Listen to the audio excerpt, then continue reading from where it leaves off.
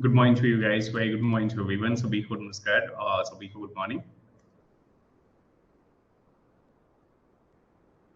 Tanisa, very good morning to you. Very good morning to all the persons, those who are connecting. Very good morning to each and every individual, those who are connecting. हम इंतजार कर रहे हैं अगले कुछ minute का, जैसे ही सभी छात्र छात्राएं जो रेगुलरली सेशंस का हिस्सा होते हैं, once they will be here, we would be starting it. Radha ji, very good morning to you. Salini, very good morning to you. Very good morning to each and every individual, those who are connected. Nancy, very good morning to you. Purnima, very good morning to you. Muskan, Jai Shri Krishna to you.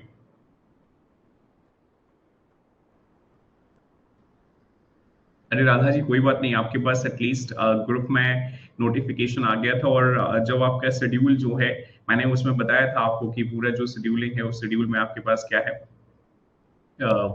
वहाँ आपका एक class जो है वह visible है और जैसे ही class on होता है उसके बाद जाकर कहीं ना कहीं कोई ना कोई स्टूडेंट जो है वो एक ग्रुप में मैसेज ड्रॉप कर देता है, बिकॉज अभी प्लस क्लासेस जब होंगी तो डेफिनेटली आपके पास नोटिफिकेशंस भी आएंगे, नथिंग टू वरी अबाउट. आज तो रघुवंशी जी प्रसन्न रहें, स्वस्थ रहें. सभी को नमस्कार और सभी को गुड मॉर्निंग. एक मैसेज आपके रिस्पेक्टिव ग्रुप्स में ड्रॉप कर दीजिए कि सेशन जो है वो लाइव है, सो दैट सभी स्टूडेंट्स हमारे साथ सेशन का हिस्सा हो सके. In this particular session, we would be having discussion in context of the Mughal Empire, where we would be having discussion about Jahangir as well as the Shahjahan.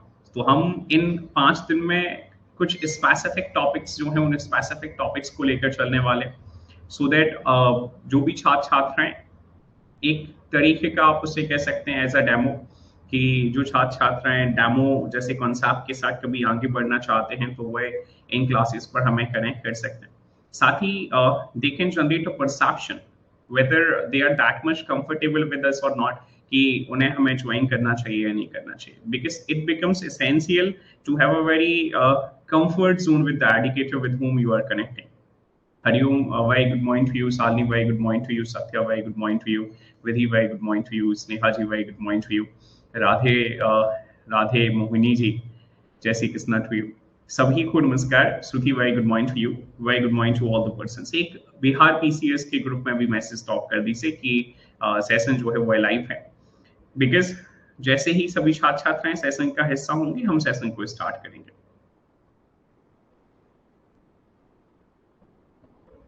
It will take time to few students to connect into the session, and once they are going to be here, we would be starting it. Mahima, very good morning to you.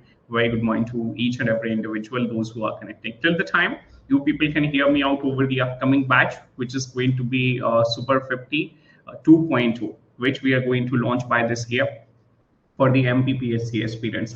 जो हमारे सभी MPPSC के छात्र छात्राएं हैं, उन MPPSC के छात्र छात्राओं को ध्यान में रखते हुए, और सबसे इम्पोर्टेंट है कि आपने कई जगह सुना होगा कि हम अधिकांशतः संस्थाएं जो हैं वो प्रीलिम्स प्लस मेंस को लेकर आगे बढ़ती हैं. हम मेंस प्लस प्रीलिम्स को लेकर आगे बढ़ रहे हैं, और जब हम मेंस प्लस प्रीलिम्स की चर्चा करते हैं, you have to understand why we are calling it mains plus prelims batch, why we are not calling it on a traditional basis, कि हम इसे जो परंपरागत तरीके से बुलाया जाता है हम इसे परंपरागत तरीके से क्यों नहीं बुला रहे.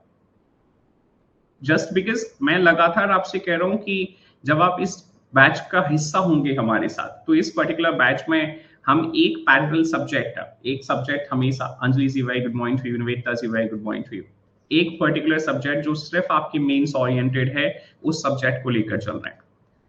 और क्योंकि कई बार जब आप संस्थाओं का हिस्सा होते हैं, ऑफलाइन संस्थाओं का हिस्सा होते हैं, तो जो ट्रेडिशनल सब्जेक्ट्स होते हैं जैसे कि हिस्ट्री, पॉलिटी, ज्योग्राफी, इकोनॉमिक्स, संस्थाएं इन सब्जेक्ट्स के साथ आगे बढ़ती हैं. हम जब इस बैच को 6 मई से स्टार्ट करने जा रहे हैं, 6 मई, तो इस पर्टिकुलर दिन में ही हमारा एक मेंस का सब्जेक्ट जिसका पूरा स्कोप जो है 150 मार्क्स का, ये आपका सिर्फ और सिर्फ मेंस के साथ संबंधित है, which is referred as sociology.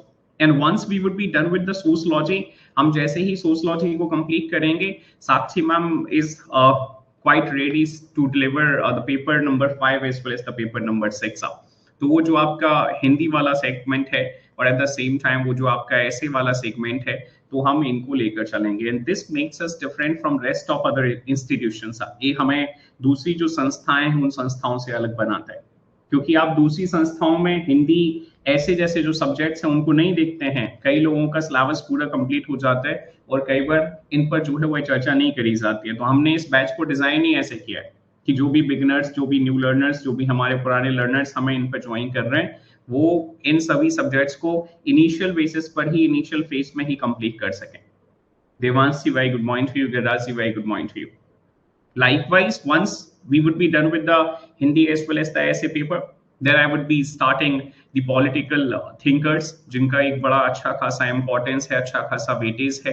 तो हम पॉलिटिकल थिंकर्स को लेकर चलेंगे और उसके बाद जाकर जो आपका पब्लिक एडमिनिस्ट्रेशन वाला हिस्सा है, तो हम पब एड स्टार्ट करेंगे और यहीं पर हम जो है आपका जो इथिक्स वाला हिस्सा है, जो ये वो सब्जेक्ट्स हैं जैसे सत्या जी और हमारे अन्य सभी छात्र छात्राएं जो अभी जिन्होंने तैयारी करना स्टार्ट किया है फॉर एमपीपीएससी और जिन्होंने हमें नया ज्वाइन किया है बैचेस पर, बेटा ये वो सब्जेक्ट्स हैं जो सिर्फ मेंस ओरिएंटेड हैं, व्हिच मींस इनका प्रीलिम्स से कोई लेना देना नहीं है।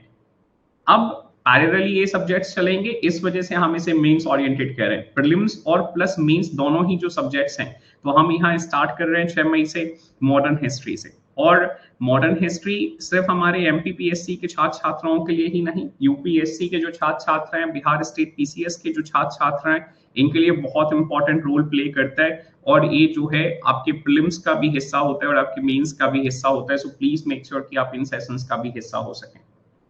लाइकवाइज 6 मई से ही हम जो स्टार्ट करने जा रहे हैं इंडियन पॉलिटी, और इंडियन पॉलिटी में हम बिल्कुल मेंस की अप्रोच के साथ ही जुडिशरी जो है, तो जुडिशरी से स्टार्ट करने वाले हैं और इसका भी वेटेज जो है वो प्रीलिम्स प्लस मेंस का हिस्सा है।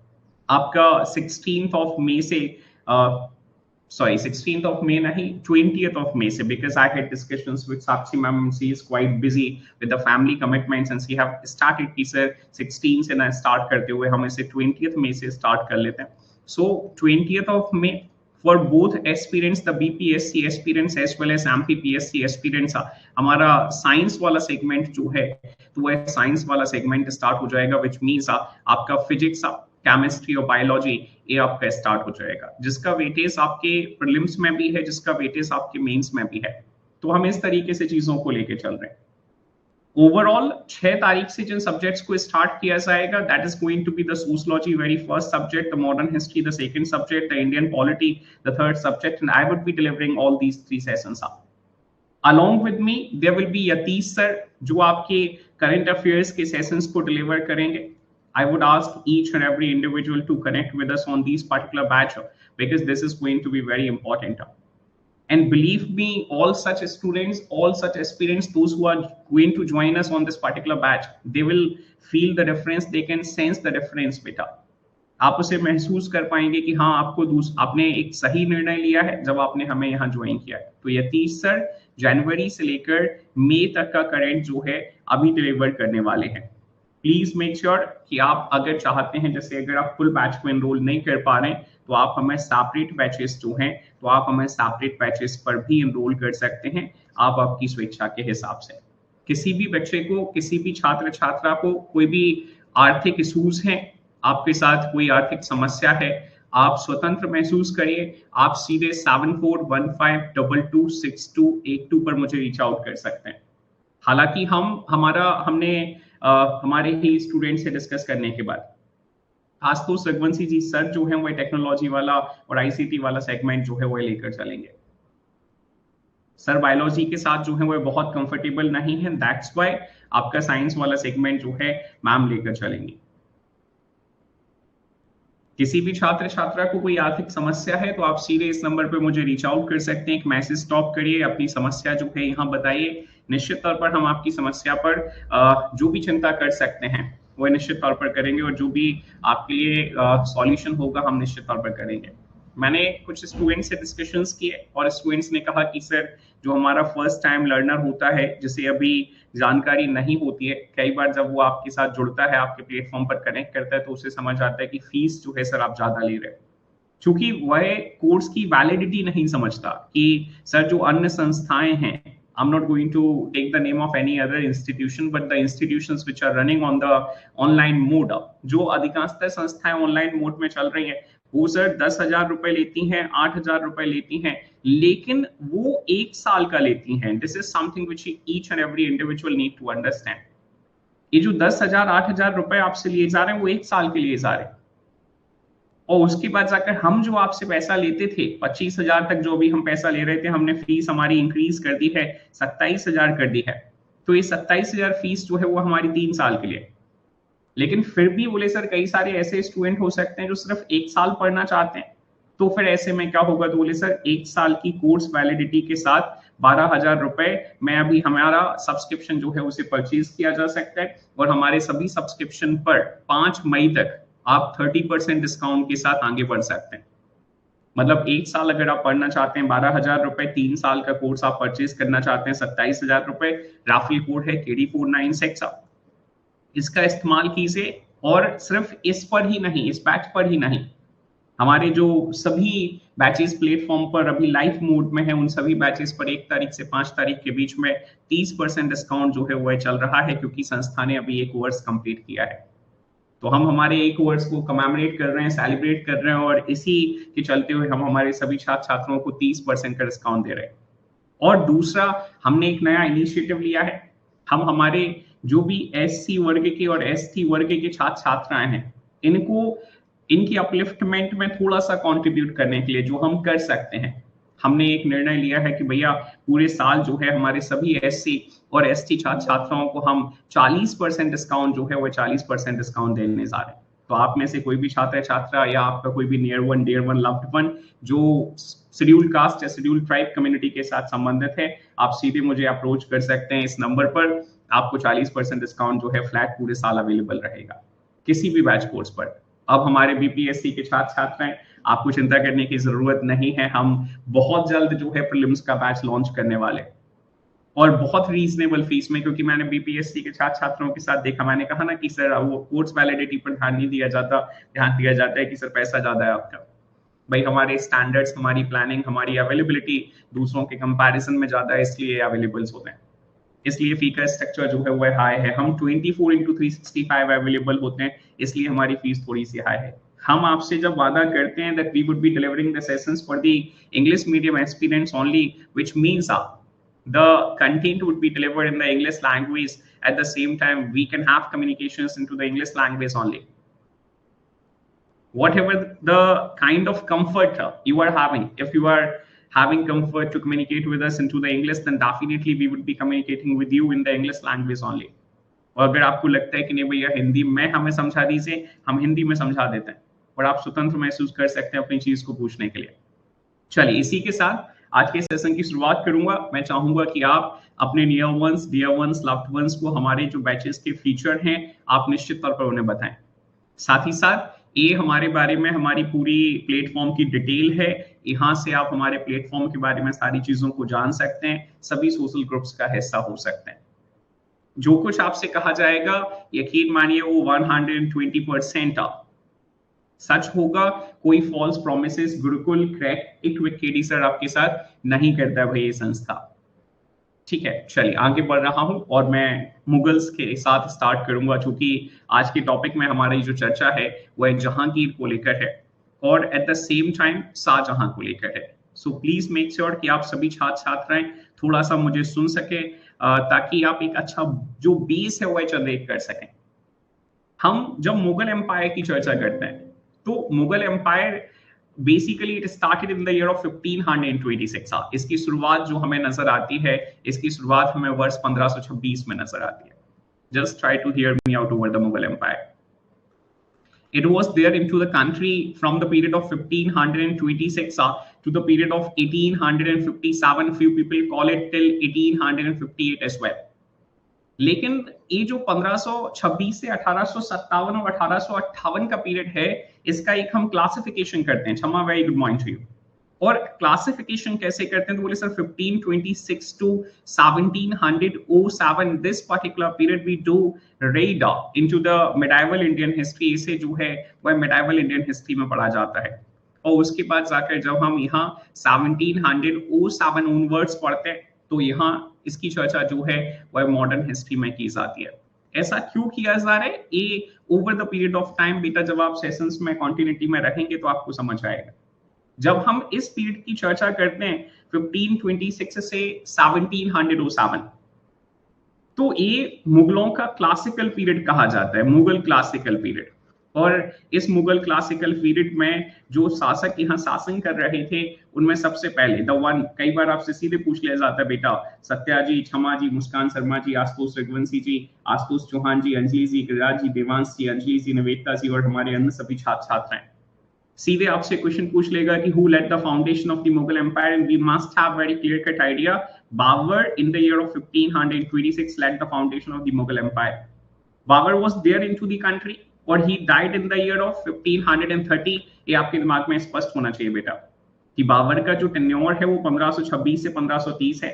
उसके बाद जाकर इसका जो सक्सेसर है इसे हम हुमायूं के नाम से कंसीडर करते हैं और हुमायूं का टेन्योर 1530 से स्टार्ट होता है and it last by 1556। In the previous session, Nivedita ji, before 1 to 2 days, Nivedita ji have started a prince without territory. Exactly, तो हम इसे कहते हैं a ruler without territory. Ruler without territory. और इसे ऐसा क्यों कहा जा रहा है कि एक शासक जिसके पास क्षेत्र नहीं है? सर 1540 से लेकर 1540 से लेकर 1555 he was not there into the India. He was there into the exile, ये अपना वनवास काट रहा था। इस वजह से हम इसे ऐसा कहते हैं कि भैया एक शासक जिसके पास कोई क्षेत्र नहीं है 1540 से 1555 में। उसके बाद जाकर तो बोले सर इस पर्टिकुलर पीरियड में भारत में किसका शासन चल रहा था? By this particular period of time, who was ruling into the country? It was Sher Shah Suri. यह कौन था? बोले सर यह शेर शाह सूरी था जिसने किस एम्पायर का फाउंडेशन किया? बोले सर जिसने सेकंड अफगान एम्पायर जिसे सूरी एम्पायर के नाम से कंसीडर करते हैं इस एम्पायर का फाउंडेशन किया। And this empire was having its term or tenure into the country from 1540 to 1555 only।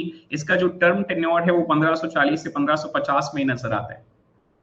हमने जब प्रीवियस सेशन को समअप किया तो हम उसमें अकबर के कंटेक्स्ट में डिस्कशंस कर रहे थे बेटा, और अकबर का जो पीरियड है it starts from 1556 and it last by 1605। 1605 में खत्म हो जाता है। हमने अकबर का पूरा एडमिनिस्ट्रेशन डिस्कस किया था। आज के इस पर्टिकुलर सेशन में हम जो चर्चा करने वाले हैं वह हम चर्चा जहांगीर के बारे में करने वाले, और जहांगीर का टेन्योर जो है वह 1605 से स्टार्ट होकर 1627 में लास्ट होता है। और उसके बाद जाकर जहांगीर के सक्सेसर शाहजहां पर हम चर्चा करने वाले हैं जिसका टेन्योर 1628 से स्टार्ट होकर 1658 तक है। Am I very clear to each and every individual, those who are connecting in this particular session, कि ये जहांगीर और शाहजहां किस डायनेस्टी के साथ एसोसिएटेड हैं, किस एम्पायर के साथ एसोसिएटेड हैं और ये किसके सक्सेसर्स रहे हैं? जल्दी से मुझे कमेंट कर दीजिए ताकि फिर अब हम जहांगीर के कंटेक्स्ट में और शाहजहां के कंटेक्स्ट में चर्चा कर सकें। That's right. एक सवाल है ना? सवाल ये है कि जहांगीर के माता पिता का नाम, पिता का तो ऑलरेडी मैं आपको बता के चल रहा हूँ। जल्दी से मुझे कमेंट करके बता दीजिए कि जहांगीर की जो माता है, जो मदर है, उनका नाम क्या है? जहांगीर 1605 to 1627। बोले sir he was eldest son of Akbar and Jodha Bai. तो ये अकबर और जोधाबाई जो हैं इनके क्या रहे हैं? बोले सर सबसे बड़े बेटे रहे हैं। ठीक है, अब जोधाबाई के कंटेक्स्ट में सवाल आपसे क्यों पूछा जा रहा है? जस्ट बिकॉज इन्हें हरका बाई के नाम से भी कंसीडर किया जाता था, और मैं चाहता हूं आप सभी छात्र छात्राओं के दिमाग में ये भी क्लियर होना चाहिए that she was also having identity by the name of the हरका by. Am I very clear to you people with the same or not? और जब हम जहांगीर की चर्चा करते हैं he used to be called as Salim as well बेटा। तो इन्हें हम किस नाम से भी बुलाते थे? तो इन्हें हम सलीम के नाम से भी बुलाते थे। He became the ruler in the year of 1605।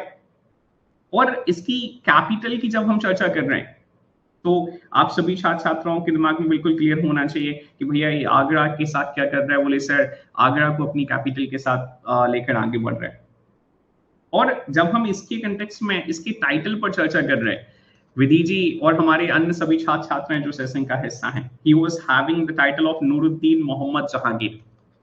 तो इसके पास एक टाइटल है जिस टाइटल को नूरुद्दीन मोहम्मद जहांगीर के नाम से कंसिडर किया जाता है। और नूरुद्दीन मोहम्मद जहांगीर का लिटरल मीनिंग जब हम देखने जाते हैं तो कई बार आपसे सत्या बेटा सीधा सवाल पूछा जाएगा, शालिनी त्रिपाठी जी, राधा जी, महिमा जी, मुस्कान शर्मा जी और सभी छात्र छात्राएं, वो आपसे सवाल पूछेगा कि बताइए which among the following ruler is referred as conqueror, इनमें से कौन सा ऐसा व्यक्ति है जिसे हम कॉन्करर ऑफ द वर्ल्ड के नाम से कंसीडर करते हैं। So you must have very clear cut idea about the same बेटा। When it comes to the Jahangir, he was having the identity as the conqueror of the world as well. Shall I head forward to the next one?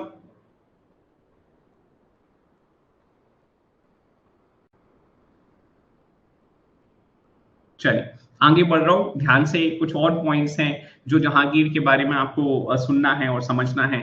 Jahangir का जो जीवन है, ठीक है, जहांगीर का जीवन में उसकी जो पत्नियां हैं उनका बड़ा इंपॉर्टेंट रोल है। So just try to hear me out over wifes of Jahangir, because जितना आप जहांगीर को पर्सनली समझेंगे उतना अच्छे नोट पर आप जहांगीर का एडमिनिस्ट्रेशन जो है वह समझ सकते हैं। In the previous session only I have asked you that there was very few territory which was added after the Akbar, and that was added at the time of the Shahjahan as well as Aurangzeb, which means अगर हम जहांगीर को समझने का प्रयास करें तो जहांगीर के समय पर कोई टेरिटोरियल एक्सपेडिशन और एक्सपांशन नजर नहीं आता। इवन जहांगीर एक ऐसा शासक है बेटा जिसके समय पर जो अकबर ने जोड़ा था, जो साउथ इंडिया में अकबर के एक्सपांशन थे, सर उनमें भी क्या उठना स्टार्ट हो जाता है, बोले सर उनमें भी रिबेल्स उठना स्टार्ट हो जाता है।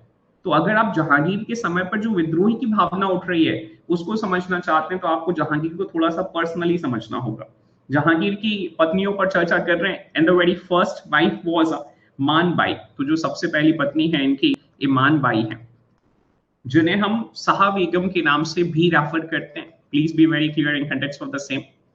और इनको एक पुत्री है, सॉरी जब हम इनकी चर्चा कर रहे हैं तो इनका एक बेटा है जिसे हम किस नाम से कंसीडर कर रहे हैं, तो बोले सर इन्हें हम कंसीडर करते हैं बेसिकली खुसरो के नाम से। Am I very clear to you people with the same not कि इनका जो बेटा है वो कौन है, बोले सर खुसरो है। Khushboo ji very good morning to you. Am I very clear to you people with the same. और अगर ये समझना चाहते हैं कि मान बाई जो है या शाह बेगम जो है या किस रीजन के साथ संबंधित है, so she was the daughter of भगवान दास ऑफ अम्बेर, डॉटर ऑफ भगवान दास ऑफ अम्बेर। मतलब इनका अगर आप जहांगीर का यहां से ससुराल समझने का प्रयास करेंगे तो ये कहां पर है, बोले सर अम्बेर में। इनके जो फादर इन लॉ है वो कौन है, भगवान दास। जहांगीर से और मानबाई का जो बेटा है, सबसे बड़ा बेटा जो है, इसे हम खुसरो के नाम से जो है वो रेफर करते हैं। Coming to the second one, उसके बाद जाकर इनकी जो दूसरी पत्नी है इन्हें राजकुमारी रतनबाई के नाम से जो है यह कंसिडर किया जाता है, राजकुमारी रतनबाई, ठीक है। अच्छा, शादी अगर आप समझना चाहते हैं किस वर्ष में हुई है, बोले सर ठीक है 1585, 1585। उसके बाद जाकर जब हम चर्चा कर रहे हैं राजकुमारी रतनबाई से इनका विवाह किस वर्ष में हुआ, बोले sir it was in the year of 1586। हाँ बिल्कुल बिल्कुल, ये वही वाले हैं, आशुतोष रघुवंशी जी। तो अब राजकुमारी रतनबाई से इनका विवाह किस वर्ष में हुआ, it was in the year of 1586, ठीक है। उसके बाद जाकर अगली पत्नी जो है ये थोड़ी सी इंपॉर्टेंट है, प्लीज बी वेरी क्लियर कि आप जरूर सुन सकें, क्योंकि कई बार जब हम जोधाबाई की चर्चा करते हैं, सत्या, खुशबू जी, आशुतोष रघुवंशी जी, अंजलि जी, सुट्टी जी, हमारे सभी बिहार स्टेट पीसीएस के छात्र छात्र हैं, सभी एमपीपीएससी के छात्र छात्र हैं। तो जब जब जोधाबाई की चर्चा करी जाती है हम सिर्फ क्या समझते हैं कि Jodha Bai was the wife of Akbar, but at the same time you must have very clear cut idea among the wives of the Jahangir there was also a Jodhabai। उनमें भी हमें क्या नजर आता था, बोले सर उनमें भी हमें एक जोधाबाई नजर आती थी, जिन्हें किस दूसरे नाम से जाना जाता था, तो बोले सर जिन्हें जगत गुसाई के नाम से जो है वह जाना जाता था। Am I understood to you people with the same? और ये किसकी बेटी है, बोले sir daughter of Uday Singh. ये उदय सिंह जो है मरवाड़ के राजा, तो इनकी बेटी है। You must have very clear cut idea about the same, ठीक है। और इनका जो बेटा है, यहां से अगर हम इनके सन को समझने का प्रयास करें, मैंने क्यों कहा कि ये बहुत इंपॉर्टेंट है, गिरिराज जी, आशुतोष रघुवंशी जी और सभी छात्र छात्राएं, तो जोधाबाई का और at the same time Jahangir का जो बेटा है, इसे हम शाहजहां के नाम से कंसीडर करते हैं, या जिसे हम खुर्रम के नाम से जो है वह कंसीडर करते हैं। उम्मीद है मैं आप सभी छात्र छात्राओं को बिल्कुल क्लियर हूं बेटा। That Shahjahan was the son of the Jodhabai, the Jagat Gosai, and the Jahangir. You must have very clear cut idea about same. उसके बाद जाकर अगली पत्नी की जब हम चर्चा कर रहे हैं, तो इनकी अगली पत्नी का नाम है मलिका शिखर बेगम। मलिका शिखर बेगम, ठीक है। उसके बाद जाकर जब हम चर्चा कर रहे हैं, तो बोले सर अगली पत्नी जो है इनकी फिफ्थ वाइफ, पांचवी पत्नी, तो पांचवी पत्नी को हम किस नाम से कंसीडर करते हैं? बोले सर साहेब जमाल के नाम से जो है ये हम रेफर करते हैं। और मैं अभी लास्ट में जाकर आपको बताऊंगा why I am having discussion in context of the wife of Jahangir, क्यों ये वाइफ जो है, क्यों ये पत्नियां जो है वो बहुत इंपॉर्टेंट है। So when it comes to the Sahib Jamal, तो साहिब जमाल और जहांगीर का एक बेटा है जिसे हम परवेज के नाम से कंसीडर करते हैं। You must have very clear cut idea about same. मैं खासकर बेटों के कंटेक्स्ट में बहुत फोकस कर रहा हूं। मैं चाहता हूं कि आप भी जो है वह उतना ही फोकस करें, उतना ही एम्फेसिस दें बेटा इन पर, कि इनके जो बेटा रहा है इसे हम खुसरो के नाम से कंसीडर करते हैं, इसे हम खुर्रम के नाम से कंसीडर करते हैं, इसे हम परवेज के नाम से कंसीडर करते हैं। And right now heading forward to the next one. उसके बाद जाकर हमें क्या नजर आ रहा है? बोले सर जिसका हम सभी इंतजार कर रहे हैं, मतलब आप सभी बहुत पेशेंस के साथ, बहुत धैर्य के साथ इंतजार कर रहे हैं। बोले सर मेहरुनिसा की आप बात कर रहे हैं, जहां नूर जहां की आप चर्चा कर रहे हैं, बिकॉज हम तो उसी का इंतजार कर रहे हैं। किसका? बोले सर नूर जहां का। तो नूर जहां को किस नाम से भी कंसीडर किया जाता है? बोले सर नूर जहां को जो है वो है मेहरुनिसा के नाम से भी कंसीडर किया जाता है। You must have idea about same, ठीक है। उम्मीद है मैं आप सभी छात्र छात्राओं को बिल्कुल स्पष्ट हूं। इन्हें नूर जहां के नाम से भी कंसीडर किया जा रहा है। इनसे इनकी शादी जो है वो 1611 में है, 1611 में है विधि जी। और इनके कंटेक्स्ट में, मेहरुनिसा के कंटेक्स्ट में कुछ और पॉइंट समझना आपको बेहद जरूरी है। सबसे पहले तो क्या समझना? बोले sir she was widow. Shall I take the another slide? Please do let me no.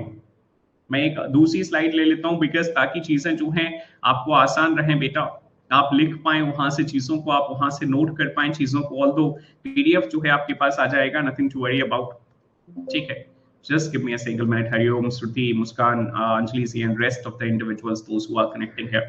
तो इनकी अगली पत्नी पर जब हम चर्चा कर रहे हैं, तो इनकी अगली पत्नी जो है वह मेहरुनिसा है, जिन्हें हम नूर जहां के नाम से भी कंसीडर कर रहे हैं। और नूर जहां का और इनका विवाह जो है, marriage in the year of 1611, ये 1611 में रही है। और इनके कंटेक्स्ट में थोड़ा सा इनका पर्सनल जीवन जो है वह भी समझना है। बोले sir she was the widow of शेर अफगान। विडो ऑफ शेर अफगान, ये क्या रही हैं? बोले सर विधवा रही हैं। किसकी विधवा रही हैं? शेर अफगान की विधवा रही हैं। Am I very clear to you people with the same और नॉट? जल्दी से मुझे कमेंट करके बता दीजिए, क्या मैं आप सभी छात्र छात्राओं को बिल्कुल क्लियर हूं? मोहिनी जी, आपको मरवार के राजा को जाकर देखना होगा, मेवाड़ के राजा की मैं चर्चा नहीं कर रहा हूं। Please be very clear with the same. जैसे आपका नाम मोहिनी है, ऐसे आपको कई सारे शासक नजर आते हैं, ठीक है। तो हम मेवाड़ के राजा की चर्चा नहीं कर रहे हैं, हम मरवाड़ के राजा की चर्चा कर रहे हैं। That's why only I have mentioned the very same bit there. अब उसके बाद जाकर दूसरा ए डॉटर हैं, आपको यहाँ इनके कंटेक्स्ट में भी याद रखना होगा, बिकॉज ये व्यक्ति भी जो है वो बहुत इंपॉर्टेंट है। She was the daughter of Ghiyas Beg. एक किसकी बेटी है? तो बोले सर ये ग्यास बेग एक जो है इनकी बेटी है। कई बार इनके कंटेक्स्ट में आपसे सीधा सवाल पूछ लिया जाएगा। तो गयास बेग को किस दूसरे नाम से कंसीडर किया जाता है? बोले सर इन्हें इत्माद उद्दौला के नाम से जो है वो कंसीडर किया जाता है। Itmad Uddaula, please be very clear कि इत्माद उद्दौला के कंटेक्स्ट में आपसे क्वेश्चन पूछा जाता है। जो हमारे एमपीपीएससी के छात्र छात्रा हैं, जो हमारे बीपीएससी के छात्र छात्रा हैं, इत्माद उद्दौला टॉम के कंटेक्स्ट में जो है वो आपसे पीसीएस जो है वो सवाल पूछता है, तो आपके दिमाग में होना चाहिए that he was the father of Mehrunnisa, he was the father of Nur Jahan. उसके बाद जाकर एक हमें क्या नजर आ रही है? बोले सर एक पत्नी नहीं कहेंगे हम इन्हें, एक कंकुबाइन जो नजर आ रही है हमें, कंकुबाइन का मतलब अगर आप हिंदी में समझने का प्रयास करेंगे तो इसे मिस्ट्रेस कहा जाता है। क्या कहा जाता है? मिस्ट्रेस। मतलब ये हिंदी में नहीं है। और अगर और हिंदी में आप इसे समझना चाहते हैं तो बेसिकली एक्सटर्नल अफेयर्स, आप एक्स्ट्रा मैरिटल अफेयर्स आप कह लीजिए। और अगर इसके लिए जो बेकार सा शब्द आपको नजर आता है, रखेल, बेसिकली आप इसे ऐसे कह सकते हैं, मिस्ट्रेस जिसे कहा जाता है। Am I very clear to you people with the same? तो इनसे इनको एक बेटा है जिसे हम किस नाम से कंसीडर कर रहे हैं? बोले सर सैरियार के नाम से कंसीडर करते हैं। Am I very clear to you people with the same not? जल्दी से मुझे कमेंट करके बता दीजिए क्या जहांगीर के चारों बेटे जो हैं आप सभी छात्र छात्राओं को बिल्कुल क्लियर है? सत्या जी, शालिनी जी, राधा जी, महिमा जी, गिरिराज जी, आशुतोष रघुवंशी जी, आशुतोष चौहान जी, खुशबू जी, अंजलि जी, सभी अन्य छात्र छात्राएं जो सेशन का हिस्सा हैं।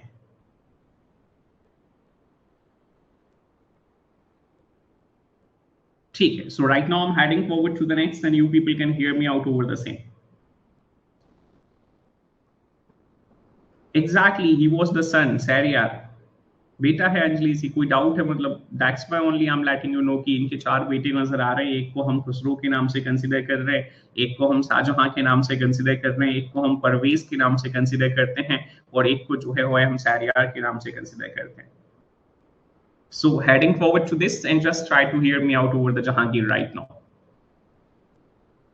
ठीक है, अभी आपके पास उतना आइडिया है कि आप चीजों को जो है एक आसान नोट पर समझ पाएंगे। So Akbar was succeeded by his son Salim with the title Nuruddin Muhammad Jahangir. He was the Akbar son by the Rajput wife. That's what I have taught you. मैंने यही आपसे कहा कि इनकी माता का नाम जो है वह क्या है? बोले सर इनकी माता का नाम जगत गुसाई है, या आप उन्हें जोधाबाई के नाम से भी कंसीडर करते हैं। तो ये राजपूत पत्नी से इनको एक बेटा है। ठीक है, उसके बाद जाकर his assassin was challenged by, ये बड़ा इंटरेस्टिंग है विधि जी, सभी अन्य छात्र छात्राएं, कि जब इस व्यक्ति ने सक्सीड करना स्टार्ट किया बेटा, मतलब 1605 जब एक व्यक्ति शासक बना तो उस पर्टिकुलर समय में इसका बेटा ही इसका विरोध कर रहा है। और कौन सा वाला बेटा विरोध कर रहा है? बोले सर जो सबसे बड़ा बेटा है खुसरो, वह इसका विरोध कर रहा है। और खुसरो क्यों विरोध कर रहा है? This becomes too important to understand. बोले सर ये इसलिए विरोध कर रहा है, एग्जैक्टली महिमा हरका बाई से बेटा है, तो ये क्यों विरोध कर रहा है? क्योंकि sir he was having very good relations with गुरु अर्जुन देव साहब के साथ उसके बड़े अच्छे संबंध नजर आते हैं हमें। तो अर्जुन देव साहब ने क्या किया, उससे कहा कि भाई देखो ये जो तुम्हारा पिता है ये उस पर्टिकुलर समय में सक्सीड कर रहा है जिस समय में तुम्हें सक्सीड करना चाहिए। So with the blessings of the Sikh Guru Arjan Dev, Prince Khusro revolted against his father.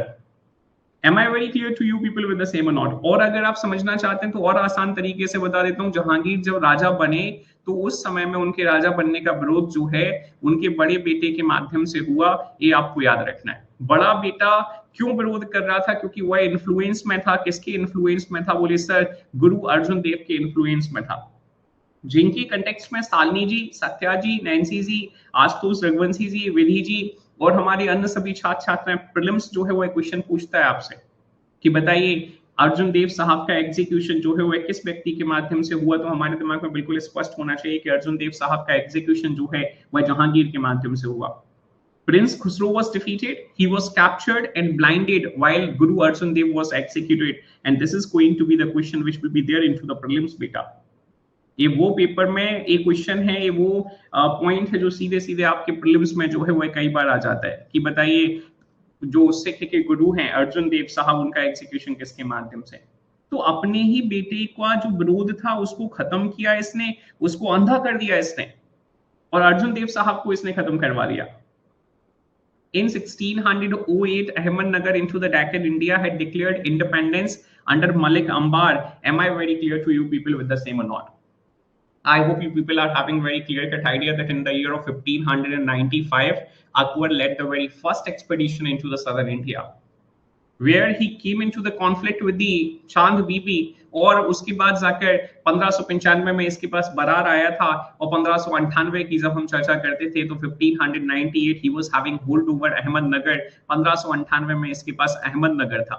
Satya, Shalini ji, Shalini Tripathi ji, Nancy जी, मुस्कान शर्मा जी, तनीषा जी, प्रशांत दुबे जी और हमारे अन्य सभी छात्र छात्राएं जो सेशन का हिस्सा हैं। हम मुगल्स की शुरुआत जो है 1526 से करते हैं बेटा, और सदर्न इंडिया में, डेक्कन इंडिया में ये जो अहमदनगर है, इस पर होल्ड जो है मुगल्स का वह 1598 में हुआ, अकबर के समय पर बेटा। लेकिन जैसे ही अकबर का सक्सेशन हुआ किसके माध्यम से, क्षमा, जहांगीर के माध्यम से, तो जहांगीर के समय पर 1608 में अहमदनगर ने अपने आप को इंडिपेंडेंट डिक्लेयर कर दिया। इसीलिए मैंने जब सेशन को स्टार्ट किया था निवेदिता जी और सभी अन्य छात्र छात्राएं, तो मैंने कहा था very few territories were there to be annexed after the Akbar. लेकिन हम जहांगीर के समय पर देख रहे हैं तो टेरिटरीज जो अकबर के समय पर एड ऑन करी गई थी, अब वो अपने आप को इंडिपेंडेंट डिक्लेयर करना स्टार्ट कर चुकी हैं।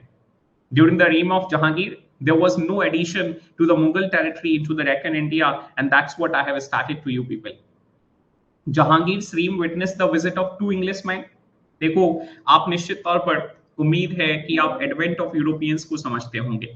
आप मॉडर्न इंडियन हिस्ट्री की ट्रेडिशनल बेसिस पर जो शुरुआत होती है, परंपरागत बेसिस पर जो शुरुआत होती है, तो आप निश्चित तौर पर जानते होंगे it was in the year of 1498 when Portuguese arrived into the country, and it was the Vasco da Gama who arrived into the India by 1498. और ये पोर्चुगल कंपनी तकरीबन भारत में 100 साल शासन करती है।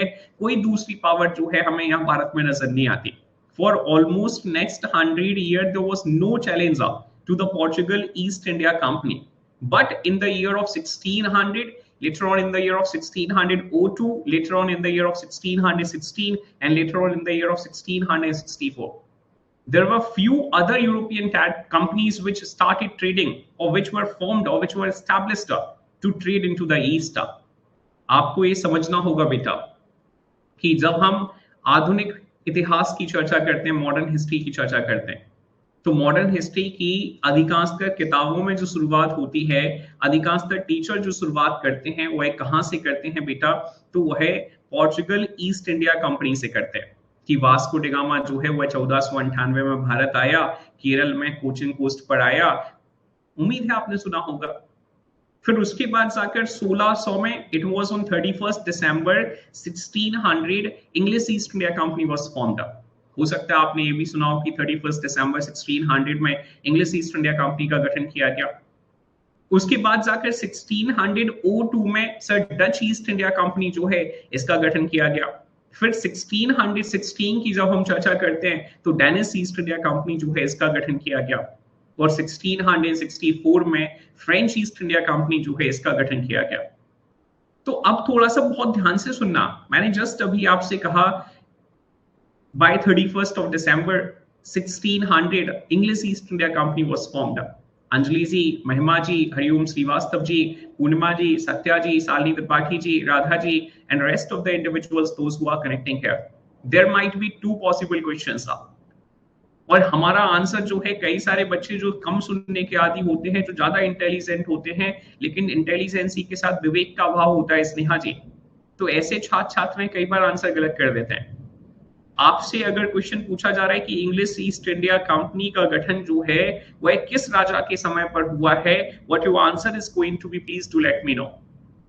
अंजलि जी, महिमा जी, हरिओम श्रीवास्तव जी, आर्यन जी, तनीषा जी, देवांश गुरु जी, खुशबू जी, क्षमा जी, श्रुति जी, गरदास शर्मा जी और हमारे अन्य सभी छात्र छात्राएं, if the question is going to be of such nature that English East India Company was formed or it was established at the time of, तो आपका आंसर अकबर हो जाएगा।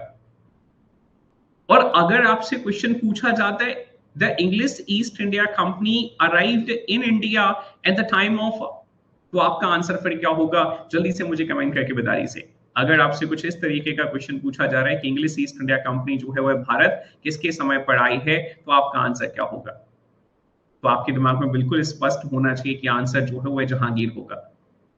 अब बोले सर कई सारे छात्र छात्राएं जिन्हें ये मालूम नहीं कि सर ये कैसे बताना है। आप में से कुछ ऐसे छात्र छात्राएं निश्चित तौर पर हो सकते हैं जिन्हें आइडिया नहीं हो, बोले सर अभी हमने तो हिस्ट्री पढ़ी ही नहीं है और आप जो है ऐसी चर्चा कर रहे हैं। सत्या ऐसा विचार आता है, ऐसा परसेप्शन आता है, कई सारे दूसरे छात्र छात्राओं के मन में भी परसेप्शन आता होगा ऐसा। तो बेटा जस्ट आप मुझे यहाँ सुन सकते हो, थोड़ा सा आपको सोचने का प्रयास करना होगा। Let's have discussion in context of advent of Europeans. तो हम चर्चा कर रहे हैं कि यूरोपियंस का आगमन जो है वह भारत में किस तरीके से हुआ है। और मैंने आपसे कहा it was in the year of 1498 Portugal east India company, Portugal east India company.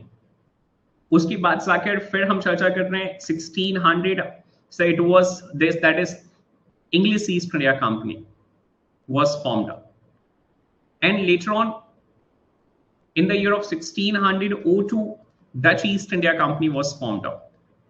Dutch East India Company.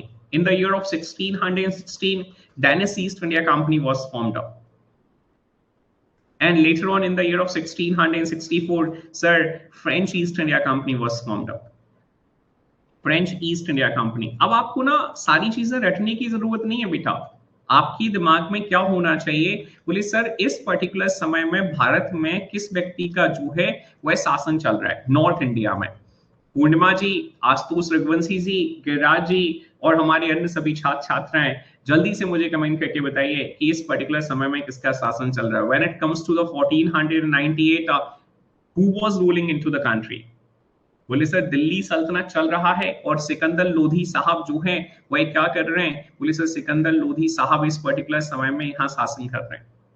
उसके बाद जाकर जब हम इंग्लिश ईस्ट इंडिया कंपनी की चर्चा कर रहे हैं, बोले अकबर जो है यह भारत पर शासन कर रहा है।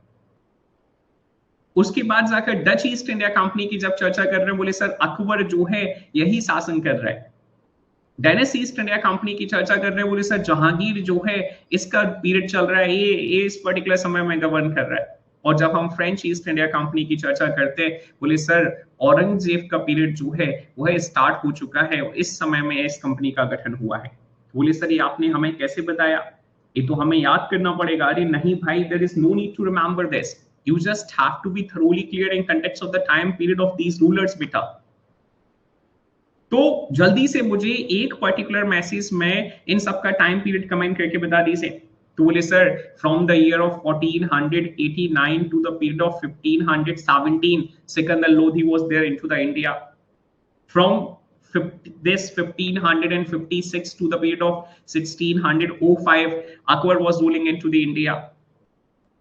उसके बाद जाकर फिर बोले सर अकबर का तो सेम है। जहांगीर का टेन्योर जो है वह 1627 से 1657 जो है वह नजर आ रहा है।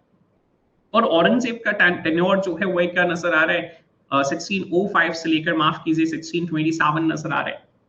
और उसके बाद इसका टाइम पीरियड क्या नजर आ रहा है? बोले सर इसका टाइम पीरियड जो है वह 1658 से 1707 नजर आ रहा है। तो आपको रटना नहीं है ना बेटा। स्नेहा जी और हमारे अन्य सभी छात्र छात्राएं, there is nothing to remember. It's just आपको थोड़ा सा सोचना होगा कि उस पर्टिकुलर समय में कौन सा व्यक्ति जो है वह भारत में शासन कर रहा था। अगर आपको आ जाता है तो चीजें आपसे बड़े आसान तरीके से बन जाएगी। अब इनके अराइवल को अगर हम समझें तो English East India company Bharat में बेटा किस वर्ष में आई है? तो English East India company Bharat में 1607 1608 में आई है।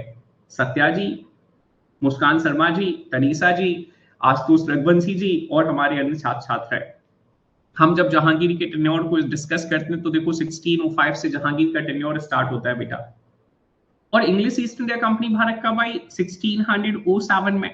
तो आपका आंसर क्या हो जाएगा? अगर कोई आपसे पूछता है who among the following was the ruler of India when the English East India Company arrived into the country, I hope you people are having very clear cut idea by the day कि भैया it was Jahangir who was ruling into the country. Am I understood to each and every individual, the one who is connecting here? Please to let me know so that I can head forward to the next one. कि कौन सा व्यक्ति शासन कर रहा है? बोले sir Radha ji, इतना समझाने के बाद भी आप अभी कह रहे हैं कि सर अकबर शासन कर रहा है। मैंने अभी कहा ना कि मैं रटाना नहीं चाहता।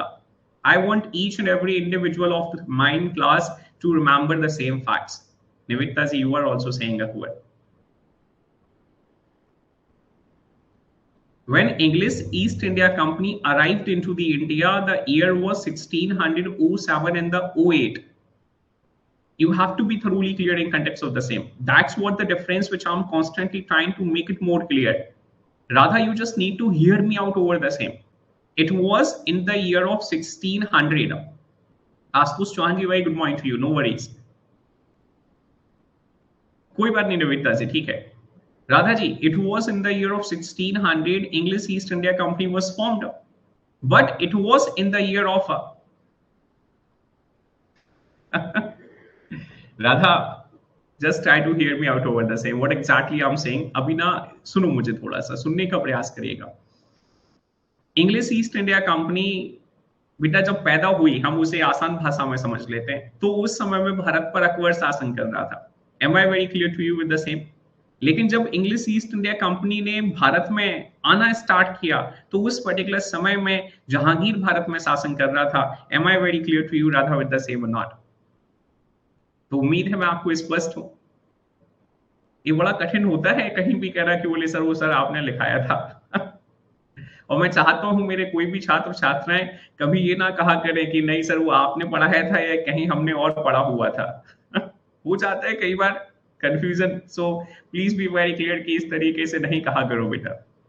चलिए आगे बढ़ रहा हूं, ध्यान से देखने सुनने समझने का प्रयास करिएगा। Let's have discussion in context of the same. तो मैं अब आपको यही समझा रहा था।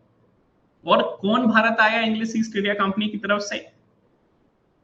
सो Jahangir dream witness the visit of two Englishman. सबसे पहले विलियम हॉकिंस आ रहे। कई बार ना एक क्वेश्चन बन जाता है, पोल के माध्यम से क्वेश्चन आपकी स्क्रीन पर आएगा। देखो हम पढ़ते डॉक्यूमेंट के माध्यम से थोड़ा सा कम है, लेकिन हम समझते बहुत ज्यादा हैं, और मैं चाहता हूं कि आप चीजों को जो है बेटा याद रख सकें। तो दो क्वेश्चंस हैं मेरे पास, प्लीज मेक श्योर कि आप जो है अच्छे नोट पर मुझे रिस्पॉन्ड कर सकें। पहला क्वेश्चन है आपका, the first European to arrive India. First European to arrive India, ठीक है। पहला अंग्रेज जो भारत आया, सॉरी पहला यूरोपियन जो भारत आया, माफ कीजिए। The very first option is Alexander. सबसे पहला ऑप्शन है अलेक्जेंडर। दूसरा ऑप्शन है आपका सर विलियम हॉकिंस साहब, विलियम हॉकिंस साहब। थर्ड ऑप्शन है आपका थॉमस रो।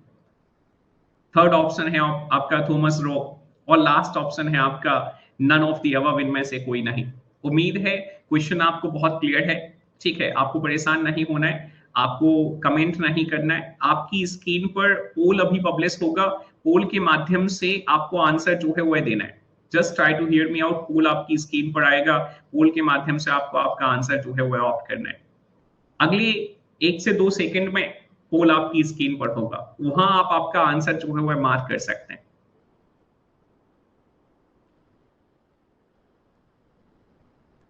आप सभी की स्क्रीन पर देखिए पोल आया होगा। इस पोल में आपको आपका आंसर जो है वह मार्क करना है। अगर आपको लगता है कि Alexander was the very first European, तो आपका आंसर आगरा हो जाएगा। अगर आपको लगता है कि William Hawkins was the very first European, तो आपका आंसर बॉम्बे हो जाएगा। अगर आपको लगता है कि Thomas Roe was the very first European, आपका आंसर सी हो जाएगा। अगर आपको लगता है कि नहीं भैया इसमें तो वास्को डिगामा का नाम जो है वह दिया ही नहीं गया है, या इसमें अन्य किसी व्यक्ति का नाम जो है वह दिया नहीं गया है, तो आपका आंसर जो है वह नन हो जाएगा। और मेरे लिए बड़ा सरप्राइजिंग है कि आप में से कुछ छात्र छात्राएं ऐसे हैं जिन्होंने अभी भी आंसर का चुनाव नहीं किया। प्लीज मेक श्योर कि मतलब ये बहुत आसान था। आप अगर चाहते तो बेटा निश्चित तौर पर आपके आंसर का चुनाव कर सकते थे, but still you people decided, few of you have decided to not to opt the answer. और मैं मल्टीपल नंबर ऑफ टाइम आपको ये बता चुका हूं कि भैया it was Alexander the very first European to arrive into the India. He arrived India from the Macedonia. वो कहां से आया था? वो लिसन मैसिडोनिया से आया था। किस वर्ष में आया था? इन the year of 326 BC. Sir वो 326 बीसी में आया था, मतलब 326 से पहले हम जीरो पर आए और उसके बाद जाकर फिर 1500 साल ये आ रहे। Am I very clear to you people with the same not? जब आप वास्को डिगामा का चुनाव करते हैं बेटा as the very first European, you have to be thoroughly clear कि वास्को डिगामा से 1800 साल पहले एक व्यक्ति जो है as a first European Bharat आ चुका था, जिसे हम अलेक्जेंडर के नाम से कंसीडर करते हैं। This is something which you people need to remember. European की मैं चर्चा कर रहा हूं, जैसे आपसे चर्चा करी जाती है। कैसे चर्चा करी जाती है? बोले सर हमसे सवाल पूछा जाए कि कॉन्टिनेंट समझते हैं आप? I hope you people do understand the continents. जल्दी से मुझे कमेंट करके बता दीजिए there are how many continents into the country, sorry into the world, माफ कीजिएगा। जब हम कॉन्टिनेंट्स की चर्चा करते हैं तो कितने कॉन्टिनेंट्स नजर आ रहे हैं? 7 कॉन्टिनेंट्स आर देयर। तो ऐसे ही एक कॉन्टिनेंट है बेटा जिसे यूरोप के नाम से जाना जाता है। तो सवाल ये था ही नहीं आपसे, सवाल आपसे क्या था कि भैया यूरोपियन कौन है सबसे पहला। मैंने ये थोड़ी पूछा कि पोर्चुगल कौन है सबसे पहला। आपको ये समझना है कि यूरोप की जब हम चर्चा कर रहे हैं तो मैसिडोनिया भी जो है वो एक इसका हिस्सा है, बोले सर यूरोप का हिस्सा है। और दैट्स वाई हम क्या कंसीडर करते हैं, बोले इस वजह से हम कंसीडर करते हैं कि अलेक्जेंडर जो है वो सबसे पहला यूरोपियन है जो भारत आया। उम्मीद है मैं आप सभी छात्र छात्राओं को स्पष्ट हूँ। एक दिन अभी निवेदिता जी, मोहिनी जी, क्षमा जी, खुशबू जी और हमारे अन्य सभी छात्र छात्राएं जो सेशन का हिस्सा हैं, मैं अभी ऑफलाइन सेशंस डिलीवर कर रहा था। तो ऑफलाइन सेशंस में विधि जी, एक छोटी सी बच्ची काइंड ऑफ मोहिनी जी, मतलब जो आउट ऑफ क्यूरियोसिटी कई बार जो है वह सवाल पुट फॉरवर्ड करते हैं कुछ लोग। तो ऐसी ही बच्ची मोहिनी और बिल्कुल इसी की हाइट पर और इसी जैसी जो है एक बच्ची थी जो एक आध साल पढ़ चुकी होगी कहीं पर। तो उसने बोले सर लेकिन वो तो जो है वह भारत आया ही नहीं था, वह तो जो है वह इंडियन सब कॉन्टिनेंट में जो आया था और इंडियन सब कॉन्टिनेंट के बाद वापस लौट गया। तो कई बार आपको ना कॉन्सेप्ट समझने की जरूरत होती है।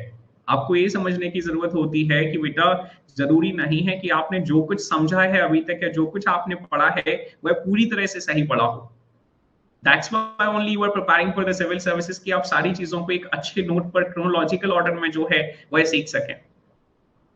मैं आपको पढ़ाता हूँ कि भैया कौन सा व्यक्ति खड़ा है, बोले सर वो बीज रिवर के उधर जाकर धनानंद की सेना जो है वो खड़ी है, इस वजह से अलेक्जेंडर की आर्मी जो है वो क्रॉस करने को तैयार नहीं है। मतलब उसका एंट्रेंस जो है इंडियन सब कॉन्टिनेंट में भी है और at the same time India में भी है। उम्मीद है मैं आप सभी छात्र छात्राओं को बिल्कुल क्लियर हो। तो आप आपकी आंसर का चुनाव करने से पहले और कुछ भी बोलने से पहले जरूर सोचिए। मैं ये नहीं कह रहा हूं कि नहीं बोलिए मत, लेकिन eight the same time response जरूर दीजिए। जब आप रिस्पॉन्स करेंगे तभी जाकर आप चीजों को क्या कर सकते हैं, एक अच्छे नोट पर ऑप्ट कर सकते हैं, लॉन्ग लास्टिंग कर सकते हैं चीजों को। लेकिन टैग थ्री की जानकारी होना बेहद जरूरी है। चलिए heading forward to the next and just try to hear me out over the same. अच्छा, अगर आपसे अब यहाँ दूसरा क्वेश्चन पूछ लिया जाए, the very first Englishman to arrive into the India. Purnima ji, Aryan ji, Shalini ji, Nancy ji, Shruti ji, Hariom ji और सभी अन्य छात्र छात्राएं, अगर आपसे क्वेश्चन पूछा जाए the very first Englishman to arrive India, मतलब अब हम कंट्री पर चर्चा कर रहे हैं। अभी तक हमने चर्चा करी थी किसके कंटेक्स्ट में चर्चा करी थी, तो हमने चर्चा करी थी exactly Khushboo ji, you have to be thoroughly clear in context of the same. Anjali ji, you have to understand in context of the same. You people can put forward your hands together for Purnima. She had started the very correct answer. बोले sir Ralph Fitch was the very first Englishman to arrive into the India. Am I very clear to you people with the same? Neither it was John Milton Hall, nor it was Sir William Hawkins, nor it was Sir Thomas Roe. तो ये चीजें आपको सीखनी है in session से, और इसी वजह से मैं इन सेशंस को आपके साथ डिस्कस कर रहा हूं ताकि आप ये क्या कर सकें, बहुत बेसिक नोट पर चीजें जो है वो सीख सकें। अब आशुतोष रघुवंशी जी ने कुछ नया कहा है। आशुतोष रघुवंशी जी कह रहे हैं, बोले सर ये दोनों तो जो है लेकिन ऐसा कहा जाता है साथ आए थे। अरे भैया ऑप्शन थोड़ी साथ आएगा, just try to hear me out, इसीलिए मैं नोट पॉइंट पर बता रहा हूँ। तो यहाँ उम्मीद है मुझे कि आपको फर्स्ट यूरोपियन क्लियर है। अब उसके बाद जाकर just try to hear me out over the first Englishman. First Englishman, और अगर कोई छात्र छात्रा जो डिफरेंस समझना चाहे, बोले सर इन दोनों में डिफरेंस क्या था, इन दोनों में उतना ही डिफरेंस है।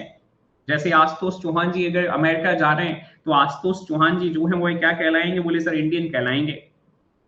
और अगर कोई व्यक्ति जैसे शोएब मलिक जो है वह अमेरिका जा रहे हैं तो शोएब मलिक जो है वह पाकिस्तानी कहलाएगा। लेकिन कोई बाद में जाकर सवाल पूछ ले कि बताइए आपका सेंट्रल एशिया से कौन सा व्यक्ति जो है या फर्स्ट एशियन जो है वो कौन आया, तो आपका आंसर क्या हो जाएगा, बोले सर शोएब मलिक सबसे पहला ऐसा एशियन है जो कहाँ गया, यूएसए का। तो आंसर हो गया शोएब मलिक। ऐसे ही हम जब आपकी यूरोपियन की चर्चा कर रहे हैं तो अलेक्जेंडर आया, और ब्रिटेन से इंग्लैंड से सबसे पहला व्यक्ति कौन आया, तो बोले सर राल्फ फिच जो है वह आया। Am I very clear to you people with the same और नॉट। लेकिन बेटा अगर राल्फ फिच जो है आपके ऑप्शन में नहीं है तो उस पर्टिकुलर समय में आप जॉन मिल्टन हॉल जो है इसका चुनाव करेंगे। उम्मीद है मैं आपको स्पष्ट हूं बेहद। Am I very clear to each and every individual with the same? Please do let me know. This is something which you people need to remember. अगर दोनों ऑप्शंस आ रहे, I would suggest you to go with the Ralph Fitch. मैं निश्चित तौर पर चाहूंगा कि आप राल्फ फिच के साथ जाएं। अब बोले सर फिर ये जो अभी विलियम हॉकिंस की हम चर्चा कर रहे हैं, तो विलियम हॉकिंस के कंटेक्स्ट में क्या था sir? So you people can hear me out over the William Hawkins as well। आप जो सभी छात्र छात्राएं हैं मुझे किसके कंटेक्स्ट में सुन सकते हैं? बोले सर विलियम हॉकिंस के कंटेक्स्ट में भी सुन सकते हैं। सत्या जी, देवांश गुरु जी, हरिओम जी, आर्यन जी और सभी छात्र छात्राएं। First representative of English East India company, first representative of English East India company, it was William Hawkins. Am I very clear to you people with the same और नॉट? तो आपका आंसर क्या है? तब जाकर विलियम हॉकिंस हो रहा है। उम्मीद है मैं आप सभी छात्र छात्राओं को बिल्कुल स्पष्ट हूं बेटा अभी इन तीनों के साथ कि कंपनी का सबसे पहला रिप्रेजेंटेटिव कौन है, कंपनी की तरफ से भारत में चर्चा करने कौन आया है? तो बोले सर कंपनी की तरफ से भारत में चर्चा करने जो व्यक्ति आया है इसे हम किस नाम से कंसीडर करते हैं? बोले विलियम हॉकिंस के नाम से कंसीडर करते हैं। Radha ji, am I very clear to you? Mahima ji, रश्मि जी, तनीषा जी और हमारे मोनिका जी, अंजलि जी, जो भी छात्र छात्र हमारे साथ सेशन का हिस्सा हैं, उम्मीद है मैं आपको स्पष्ट हूं। जहांगीर रीम witnessed two of the visit of the two Englishman, the very Vidhi ji, Radha ji, Salni Tripathi ji, Sneha ji, ये विलियम हॉकिंस के बारे में, थॉमस रोक के बारे में अभी मॉडर्न हिस्ट्री पढ़ाऊंगा तब पढ़ाऊंगा, लेकिन आपको यहां से अभी इतना याद रखना है, ठीक है? आपको ये याद नहीं रखना है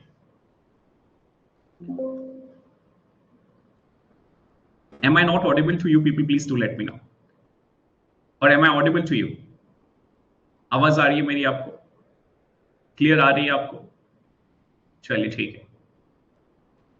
Okay, so heading forward to the right, so just try to hear me out over the same. तो हम इनके बारे में बेटा मॉडर्न हिस्ट्री में डिस्कस करेंगे, ठीक है? तब मैं बताऊंगा कि किसको जो है वो परमिशन दी गई, किसको नहीं दी गई। फिलहाल आपको याद रखना है, farmer could not get the consent of the emperor for establishing an English factory into the India. The later sent an ambassador by King James I, succeeding in securing permissions to establish a British factory at Surat. देखो इसके context में मैं और थोड़ा सा आपको बता देता हूँ। आशुतोष जी, निवेदिता जी, सुटी जी, सत्या जी, प्रशांत दुबे जी और हमारे अन्य सभी छात्र छात्राएं, मोनिका जी, आशुतोष चौहान जी, अंजलि जी और सभी छात्र छात्राएं। सर विलियम हॉकिंस 1607, तभी जाकर निवेदिता जी वो कहा जाता है कि इंग्लिश ईस्ट इंडिया कंपनी की जो सबसे पहली फैक्ट्री है वह कहाँ एस्टैब्लिश करी गई? बोले सर सूरत में एस्टैब्लिश करी गई 1607-8 में। लेकिन बिलीव मी ये नॉन ऑफिशियल है। एक ऐसी फैक्ट्री है, बोले सर नॉन ऑफिशियल फैक्ट्री है। विलियम हॉकिंस ने ये माना कि यार जहांगीर जो है बड़ा अच्छा व्यक्ति है और मुझे परमिशन देगा, मैं इसका संबंधी हूँ, रिश्तेदार हो गया हूँ, तो अभी ऐसे ही एस्टैब्लिश कर लेता हूँ, कोई बात नहीं, दोस्त हो गए अभी हम, तो दोस्त मेरा मना नहीं करेगा। लेकिन वहां जाकर उस पर्टिकुलर समय में कुछ अरब समय नजर आते थे, कुछ पोर्चुगल्स नजर आते थे, उन्होंने जब इसका विरोध किया, व्हेन दे प्रोवोक्ड जहांगीर, तो जहांगीर ने विलियम हॉकिंस को अपने कोर्ट से निकलवा दिया। उसके बाद जाकर सर थॉमस रो आया, तो सर थॉमस रो को 1612 1613 में ऑफिशियल परमिशन दी गई फैक्ट्री को एस्टैब्लिश करने को लेकर। इस वजह से कई बार कहा जाता है कि 1613 में ऑफिशियल फैक्ट्री सूरत में एस्टैब्लिश करी गई। Am I very clear to you people with the same? मैंने डिफरेंस पूरा क्लियर कर दिया बेटा आपको, क्योंकि मैं आगे मॉडर्न हिस्ट्री पढ़ाऊंगा तो मैं आपको यही पढ़ाऊंगा। It was in the year of 1607 sir William Hawkins arrived into the India and he led the establishment of the very first factory of English East India company. और आप जब अन्य किताबें पढ़ेंगे बेटा तो हो सकता है उन अन्य किताबों में आपको ऐसा नजर आए कि it was in the year of 1613 the very first English East India Company was established. तो फिर आपके मन में सवाल आ सकता है कि सर कुलदीप सर आपने गलत पढ़ाया था। तो आपके दिमाग में बिल्कुल स्पष्ट होना चाहिए कि भैया कुलदीप सर ने आपको डिटेल्ड पढ़ाया था कि ये नॉन ऑफिशियल कंपनी थी जिसे आपके ऐसे ही उसने एस्टैब्लिश कर लिया था गलतफहमी में। In 1611 Jahangir married Mehrunnisa, that's what I have started to you people बेटा। मैंने आपसे यही कहा कि 1611 में जहांगीर ने महरूनिसा से विवाह किया। Who was known as Noor Jahan the light of world. Satya ji, Salni Tripathi ji, Salni ji, Sneha ji, Radha ji, Mahima ji, रश्मि जी, ज्योति जी, हर्षदा जी, जो भी छात्र छात्राएं सेशन का हिस्सा है बेटा, 1611 में नूरजहां से विवाह किया। और नूरजहां इतनी खूबसूरत है बेटा, इतनी खूबसूरत है कि वो एक गाना जो आपने हो सकता है सुना हो, सुना है आपने? कोई गाना आपको याद आता है? मतलब जब हम लाइट ऑफ एशिया की चर्चा कर रहे हैं, लाइट ऑफ वर्ल्ड की चर्चा कर रहे हैं, तो यहाँ एक गाना बन जाता है। आपने वो सुना होगा, अमिताभ बच्चन को देखा होगा, और अमिताभ बच्चन की शायद एक मूवी है, या तो शराबी करके एक मूवी है, या लावारिस करके एक मूवी है। और शराबी और या लावारिस, I am not very clear with the name of the movie. तो उस मूवी में एक गाना है, आपने हो सकता है सुना हो। Is there any individual who want to let me know? बोले सर आप कह रहे हो सुना हो, गाना तो बता दीजिए कौन सा सुना हो। अरे मैं चाहता हूं आप गैस करें, आप एक अंदाजा लगाएं कि मैं किस गाने की बात कर रहा हूं।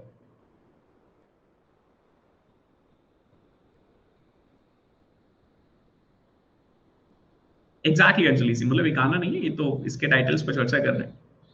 तो बोले सर एक हमने गाना सुना है, जिसकी बीवी लंबी, है ना, दीवार से लगा दो सीढ़ी का क्या काम है, जिसकी बीवी छोटी नाटी, गोदी में उठा लो बच्चे का क्या काम है। देखो, you people can put forward your hands together for Girdas Sharma ji, है ना, ये देखो मालूम है मुझे।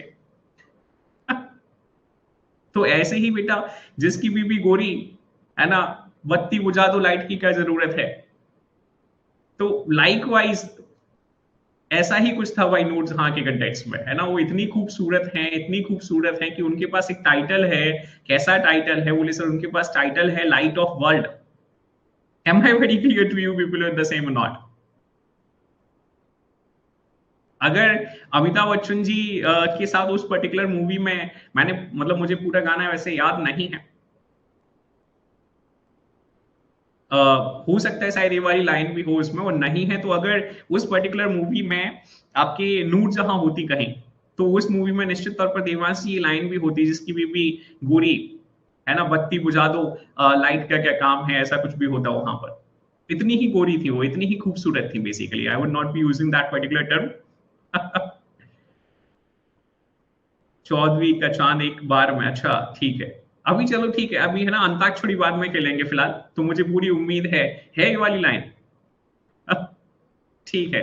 सो right now heading forward to the next step, you people can hear me out over the same. नहीं नो अभी ठीक है, ठीक है, okay. So right now just try to hear me out over the same. So Noor Jahan dominated the royal household and set new fashions based on Persian traditions. Nivedita ji करें, बोले sir उसमें अमिताभ बच्चन थोड़ी, अरे निवेदिता जी, है ना।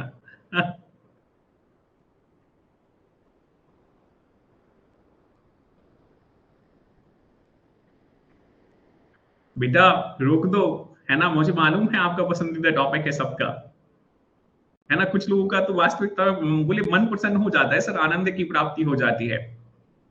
एक बार बस मौका, we are just looking after an opportunity where we can communicate with each other. I am having very clear cut idea about the same. वैसे भी हम 1 घंटा कंप्लीट कर चुके हैं अभी पूरा, तो आगे बढ़ रहा हूं, ध्यान से सुनने समझने का प्रयास करिएगा। Just try to hear me out over the same.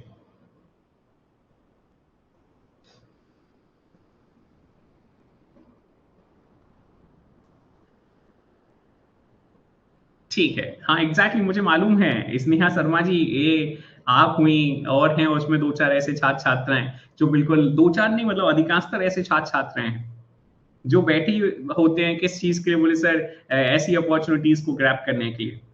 और उनमें स्नेहा शर्मा जी जरूर हैं, निश्चित तौर पर ये ऐसी अपॉर्चुनिटीज को नहीं छोड़ती हैं, जहां इन्हें ऐसे मौके मिलते हैं तत्कालीन जो है ऐसे मौके को ये ग्रैब कर लेती हैं। और फिर ये कहती हैं अपने आप को इंट्रोवर्ट है कि सर मैं इंट्रोवर्ट हूं। अब हम वापस आ रहे हैं और ध्यान से सुनिएगा। तो मैं चर्चा कर रहा था कि नूर जहां इतनी खूबसूरत है that she was having the title of light of world. इनके पास क्या टाइटल है? बोले sir world, light of world का टाइटल है। एम्बीवर्ट में, अच्छा ठीक है, ये भी ठीक है। सो Noor Jahan dominated the royal household and set new fashions based on Persian traditions. She encouraged Persian art as well as culture into the court. अब बेटा पर्सिया से आप इनका संबंध समझ रहे होंगे, नूरजहां का समझ रहे हैं कि ये क्यों पर्सियन ट्रेडिशन जो है उसको बढ़ावा दे रही है। जैसे हम जब चर्चा करते हैं अकबर के जीवन में जुदाबाई के इम्पैक्ट का, तो हम निश्चित तौर पर जानते हैं कि अकबर जो है वह हिंदू ट्रेडिशंस का हिस्सा होना स्टार्ट हो चुके हैं। और वहां जाकर मोनिका जी, आशुतोष चौहान जी और सभी छात्र छात्राएं हम कहते हैं कि अकबर जो है वो रिलीजियस टॉलरेंट है, या रिलीजियस टॉलरेंस जो है हमें उसमें नजर आती है, धार्मिक सहिष्णुता जो है उसके अंदर हमें नजर आती है। अब यहाँ मैं आपसे चर्चा कर रहा हूँ, क्या चर्चा कर रहा हूँ कि भाई ये जो नूरजहां है, ये जो मेहरुन्निसा है, ये पर्सियन आर्ट जो है और पर्सियन ट्रेडिशंस जो है उसको भारत में मुगल दरबार में बढ़ावा दे रही है। और मुझे उम्मीद है that you people do understand when I call it Persia और पर्सियन, तो मैं ईरान की चर्चा कर रहा हूँ। समझ रहे हैं आप कि नहीं समझ रहे हैं कि भारत में सबसे पहला इन्वेजन जो हुआ था, the very first invasion into the India, it was Iranian invasion which is also referred as the Persian invasion। और अभी जस्ट मैंने बेटा कहा था, किसके बारे में कहा था, मेहरुन्निसा और नूरजहां के बारे में, कि that C was the widow of शेर ऑफ अफगान, ये विधवा रही है। Am I very clear to you people with the same or not? जो अफगान के शासक हैं उनकी क्या रही है, विधवा रही है। तो बोले सर इस वजह से क्या कर रही है, बोले सर पर्सियन ट्रेडिशन जो है, पर्सियन आर्ट जो है उसको बढ़ावा दे रही है। Just try to hear me out over the same. आगे बढ़ रहा हूं, ध्यान से देखने का प्रयास करिएगा। Nur Jahan became the real power behind the throne. इतनी सारी पत्नियां मैंने आपको पढ़ाई, और पत्नियों के बाद जाकर मैंने इसकी मिस्ट्रेस के बारे में, वो कंक्यूबाइन के बारे में मैंने आपको पढ़ाया। लेकिन फिर भी निवेदिता जी, नैन्सी जी, अंजलि जी, सत्या जी, विधि जी, आशुतोष रघुवंशी जी, आशुतोष चौहान जी, गिरिराज जी, हरिओम जी, तनीषा जी, देवांश जी, आर्यन जी और सभी छात्र छात्राएं, अगर ओवरऑल हमने सात, अगर हम चर्चा करें तो कंक्यूबाइन को भी अगर हम इंक्लूड कर लें, 7 वाइफ्स बेसिकली। सात में से सबसे ज्यादा होल्ड किसका है, तो बोले सर सबसे ज्यादा होल्ड जो है कुछ समय के बाद नूरजहां का हो गया। आपको ना कुछ पॉइंट समझने, अगर बहुत ध्यान से आप मुझे सुनते हैं और समझते हैं और थोड़ा सा सोचते भी हैं बेटा, तो मैंने आपसे कहा था for the very first time he got married in the year of 1585। 1585 में पहला विवाह हुआ है बेटा, और 1585 से लगातार विवाह होते चले गए। इट वॉज मेहरुन्निसा, जिसका विवाह 1611 में हुआ। और आप देखिए उसके बाद जाकर ये सबसे प्रिय है। मतलब ऐसा माना जा रहा है कि भैया अगर जहांगीर के पास पहुंचना है, तो जहांगीर के पास पहुंचने के लिए, या जहांगीर से कोई आदेश पारित करवाना है, या जहांगीर कोई निर्णय लेंगे तो किससे पूछ कर लेंगे, तो बोले सर वह जो है वह नूरजहां से पूछ कर लेंगे। Am I very clear to you people with the same और not? This is something which you people need to understand. Shall I head forward to the next one? Why I'm calling it Noor Jahan, the real power behind the throne. I hope I'm quite understood to each and every individual at the same. Jahangir died near Lahore on the way from Kashmir to Lahore. He was buried into the Lahore. और देखो भाई इसका स्वास्थ्य खराब होता है, और जब इसका स्वास्थ्य खराब होता है तो उसके बाद जाकर फिर क्या है, बोले सर इसे नूरजहां जो है कश्मीर ले जाती हैं, ताकि माहौल जो है वो हल्का किया जा सके, थोड़ा सा इसे एटमॉस्फेयर जो है वो अच्छा मिल सके। लेकिन कश्मीर में इसका स्वास्थ्य खराब होता है, वहीं खत्म हो जाता है।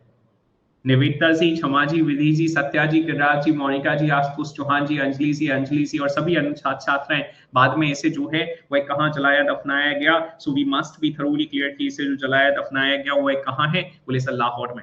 Understood to you people with the same? और जब हम इसकी चर्चा कर रहे हैं तो यहाँ कुछ पॉइंट्स हैं जो आपको समझने हैं। क्या पॉइंट समझने, बोले सर क्वेश्चन बनता है किसके कंटेक्स्ट में, बोले सर एक बाबर के कंटेक्स्ट में क्वेश्चन बनता है, एक हमारे जहांगीर के कंटेक्स्ट में क्वेश्चन बनता है, और एक बहादुर शाह सेकंड के कंटेक्स्ट में क्वेश्चन बनता है। राधा जी, पूर्णिमा जी, हरिओम श्रीवास्तव जी, गिरिराज जी, सभी अन्य छात्र छात्राएं, मुगल डायनेस्टी में 3 ऐसे शासक हुए हैं। एग्जैक्टली मुगल डायनेस्टी में 3 ऐसे शासक हुए हैं जिन शासकों को भारत के बाहर जो है इनका आखिरी क्रिमेशन जो है, लास्ट क्रिमेशन जो है, लास्ट रिचुअल्स जो है वह परफॉर्म करे गए। When it comes to the Babur तो इसे काबुल में, when it comes to the Jahangir इसे लाहौर में, and when it comes to the Bahadur Shah second तो बोले सर वो रंगून म्यांमार में। Am I very clear to you people with the same not? Question बनता है बेटा सीधा, आपको याद रखना होगा इसके कंटेक्स्ट में। जल्दी से मुझे कमेंट करके बता दीजिए क्या मैं आप सभी छात्र छात्रों को बिल्कुल स्पष्ट हूं, so that I can head forward to the next one. चलिए आगे बढ़ रहा हूं, अब हम चर्चा करेंगे किसके बारे में, तो हम थोड़ी सी चर्चा करेंगे नूरजहां के बारे में। ठीक है, just give me a single minute.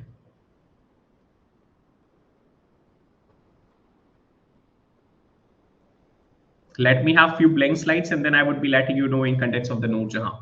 There are few other points which you people need to understand.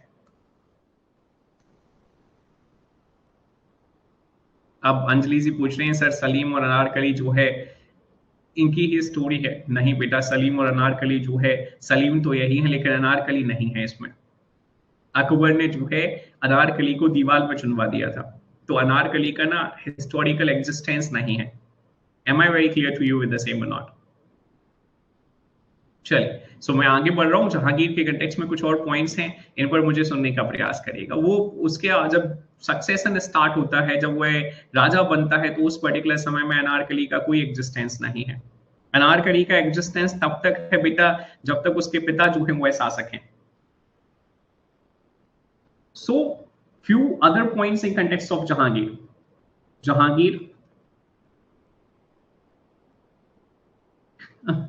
Radha ji, मैंने जस्ट अभी आपसे एक पॉइंट कहा। मैंने क्या कहा कि अनारकली जो है उसका हिस्टोरिकल इंपॉर्टेंस नहीं है बेटा, हिस्टोरिकल एग्जिस्टेंस ही नहीं है। ये स्टोरीज हैं, ऐसी स्टोरीज प्रिवेल करती हैं कि एक अनारकली जो है वह बेहद खूबसूरत है, और इतनी खूबसूरत है कि इसके प्रभाव में कई बार ऐसी स्टोरीज प्रिवेल करती हैं कि अकबर जो है वह भी प्रभावित है उसकी पर्सनालिटी से, और जहांगीर जो है वह भी प्रभावित है इसकी पर्सनालिटी से। और at the same time Anarkali जो है वह प्रोस्टिट्यूशन का काम जो है वह उसमें इंडल्स्ड है, या वैश्यावृत्ति का काम जो है उसमें इंडल्स्ड है। Am I very clear to you with the same और नॉट? तो जब अकबर को समझ आया, क्या समझ आया कि नहीं भैया इसके चक्कर में सलीम जो है वह बर्बाद हो रहा है, उसका जो पूरा जीवन है वह इधर उधर हो रहा है, तो उसने उसको दीवार में चुनवा दिया। Am I understood to you with the same? So that I can head forward to the next one. That's very good. Heading forward to the next, and just try to hear me out over the same. You people can hear me out over the same. Let me have discussion in context of those points which are going to be very important for your prelims perspective. तो अब हम चर्चा कर रहे हैं किन points पर? उन पॉइंट्स पर बेटा अकबर की डेथ ही 1605 में हो गई है अंजलि जी, ठीक है? So just try to hear me out over the same. Jahangir was famous for gold chain. इसने ना एक गोल्ड चेन जो है वह कहां टंगवाई थी? बोले सर आगरा में। इस गोल्ड चेन को किस नाम से जो है वह कंसीडर किया जाता था? बोले sir chain of justice. Chain of justice. बोले सर आगरा फोर्ट में एक गोल्ड चेन जो है वह लगवाया गया, जिसका जो सीधा बैल था वह किसके रूम में था? बोले सर जहांगीर के रूम में था। और if someone is stretching this particular bell, someone is stretching this particular chain, अगर किसी ने यहाँ किसी को किसकी जरूरत है? बोले सर न्याय की जरूरत है, वह किले के नीचे आए और इस चेन को खींचता है, तो जो बैल है वह कहाँ बजती है? बोले सर जो घंटा है वह सीधे जहांगीर के दरबार में बजता है, जहांगीर के जो मेन रूम है उसमें बजता है। और जहांगीर जो है इंस्टेंट क्या करता है? बोले सर इंस्टेंट जो है वो जस्टिस डिलीवर करता है। Am I very clear to you people with the same और not? That's why he is quite known in context of the chain of justice as well. इस वजह से इसे चेन ऑफ जस्टिस के लिए जो है वह भी जाना चाहता है। Very clear to you people with the same और not? Chain of justice was hang outside his palace for oppressed people who were exploited by the nobles. So those people who were looking after the immediate justice, they can ring that particular bell. आगे बढ़ रहा हूं, ध्यान से देखने सुनने समझने का प्रयास करिएगा। एक और पॉइंट है जहांगीर के कंटेक्स्ट में जो आपको समझना है। Jahangir was the one before whom Mewar submitted.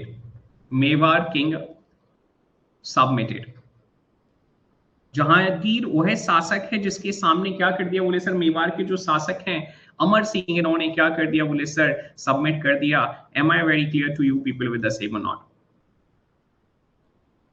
क्योंकि अभी जब हम बैटल ऑफ हल्दी घाटी की चर्चा करते हैं, 1576 की चर्चा करते हैं, मैं लगातार आपसे कहता हूं कि भैया जो महाराणा प्रताप साहब है, महाराणा प्रताप साहब का और अकबर के बीच में जो डेडलॉक है वह रिजॉल्व नहीं हुआ। लेकिन 1615 में 1615 में आपके Amar Singh, exactly he was the son of Maharana Pratap. मैं यहाँ लिख देता हूं ताकि आपके दिमाग में बिल्कुल स्पष्ट हो। सन of Maharana Pratap, he submitted before him. तो इसने क्या कर लिया, बोले सर सबमिट कर लिया। Exactly Naveta ji. Shall I head forward to the next one?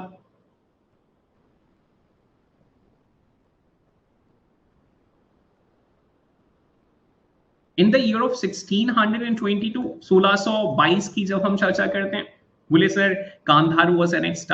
तो यहाँ क्या कर लिया गया, बोले सर कांधार जो है इसको एनेक्स कर लिया गया। तो आपके दिमाग में ये पॉइंट जो है वह भी स्पष्ट होना चाहिए। So right now I'm heading forward to the next and just try to hear me out over Noor Jahan as well। तो आप थोड़ा सा मुझे बस नूरजहां के कंटेक्स्ट में और सुन लीजिए, बिकॉज उसके बाद हम आगे बढ़ेंगे। So you people can hear me out over the same। और अर्जुन देव साहब की जब हम चर्चा करते हैं तो आपके दिमाग में होना चाहिए अर्जुन देव fifth Guru of Sikh, fifth Guru of Sikh, ये सिखों के पांचवें गुरु थे। was executed by Jahangir. यहाँ जो है, यहाँ भी सीधा आपसे सवाल बनेगा सत्या, यहाँ भी सवाल बनेगा पूर्णिमा जी, मोनिका जी और सभी अन्य छात्र छात्राएं को आपके दिमाग में बिल्कुल स्पष्ट होना चाहिए। तो he was be headed, he was be headed, मतलब आपका इसका सिर जो है इनका वह अलग करवा दिया गया। किसके माध्यम से, बोले सर आपके जहांगीर के माध्यम से। So right now heading forward to the next star, Noor Jahan. Noor Jahan की बड़ी इंटरेस्टिंग स्टोरी है नूरजहां। और अभी मैं आगे जाकर शाहजहां भी आपको पढ़ाऊंगा, तो शाहजहां के समय पे मैं कुछ और पॉइंट्स बताऊंगा। तो she was the very first, she first married to Sher Afghan, which means Iranian। इसने किससे विवाह किया, बोले सर ईरान में सबसे पहले इसका विवाह हुआ। Who died during the clash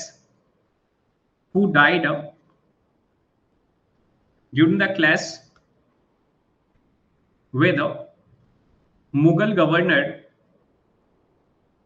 governor of Bengal। Am I very clear to you people with the same or not कि भैया मुगलों के साथ ही युद्ध चल रहा था, मुगलों के साथ कॉन्फ्लिक्ट में आए और क्या हो गए, बोले सर खत्म हो गए। उसके बाद जाकर क्या हुआ, बोले sir later on she married to Jahangir in the year of 1611। She married to Jahangir in 1611। तो बाद में जाकर मुगलों से ही क्या कर लिया, जहांगीर से ही 1611 में जो है वह विवाह कर लिया। मैंने आपसे कहा she had great influence, she had great influence in Mughal दरबार। जो मुगलों का कोर्ट है, इन मुगल कोर्ट, उसमें क्या है, बोले सर इसका अच्छा खासा इन्फ्लुएंस नजर आ रहा है। इसको एक टाइटल दिया गया, ये बड़ा इंपॉर्टेंट होता है। मैं लगातार आपसे कह रहा हूं कि इसकी 7 पत्नियां रही और 7 पत्नियों में से या 7 लेडीज वर अराउंड हर, तो उनमें से सबसे प्रोमिनेंट लेडी जो होती थी उसे एक टाइटल दिया जाता था। You must be thoroughly clear in context of the Padshah Begum। She had been given the title of Padshah Begum। तो इसे किसका टाइटल दिया गया, बोले सर इसे पादशाह बेगम का टाइटल दिया गया। Am I understood to you with the same or not? Padshah Begum was the status given to her, ये इसे स्टेटस दिया गया। मतलब ये इंडिकेट कर रहा है विधि जी, सत्या जी, प्रशांत दुबे जी, आशुतोष चौहान जी, आशुतोष रघुवंशी जी और सभी छात्र छात्राएं, देवांश जी, आर्यन जी और सभी छात्र छात्राएं की ये बहुत इंपॉर्टेंट महिला जो है वह है।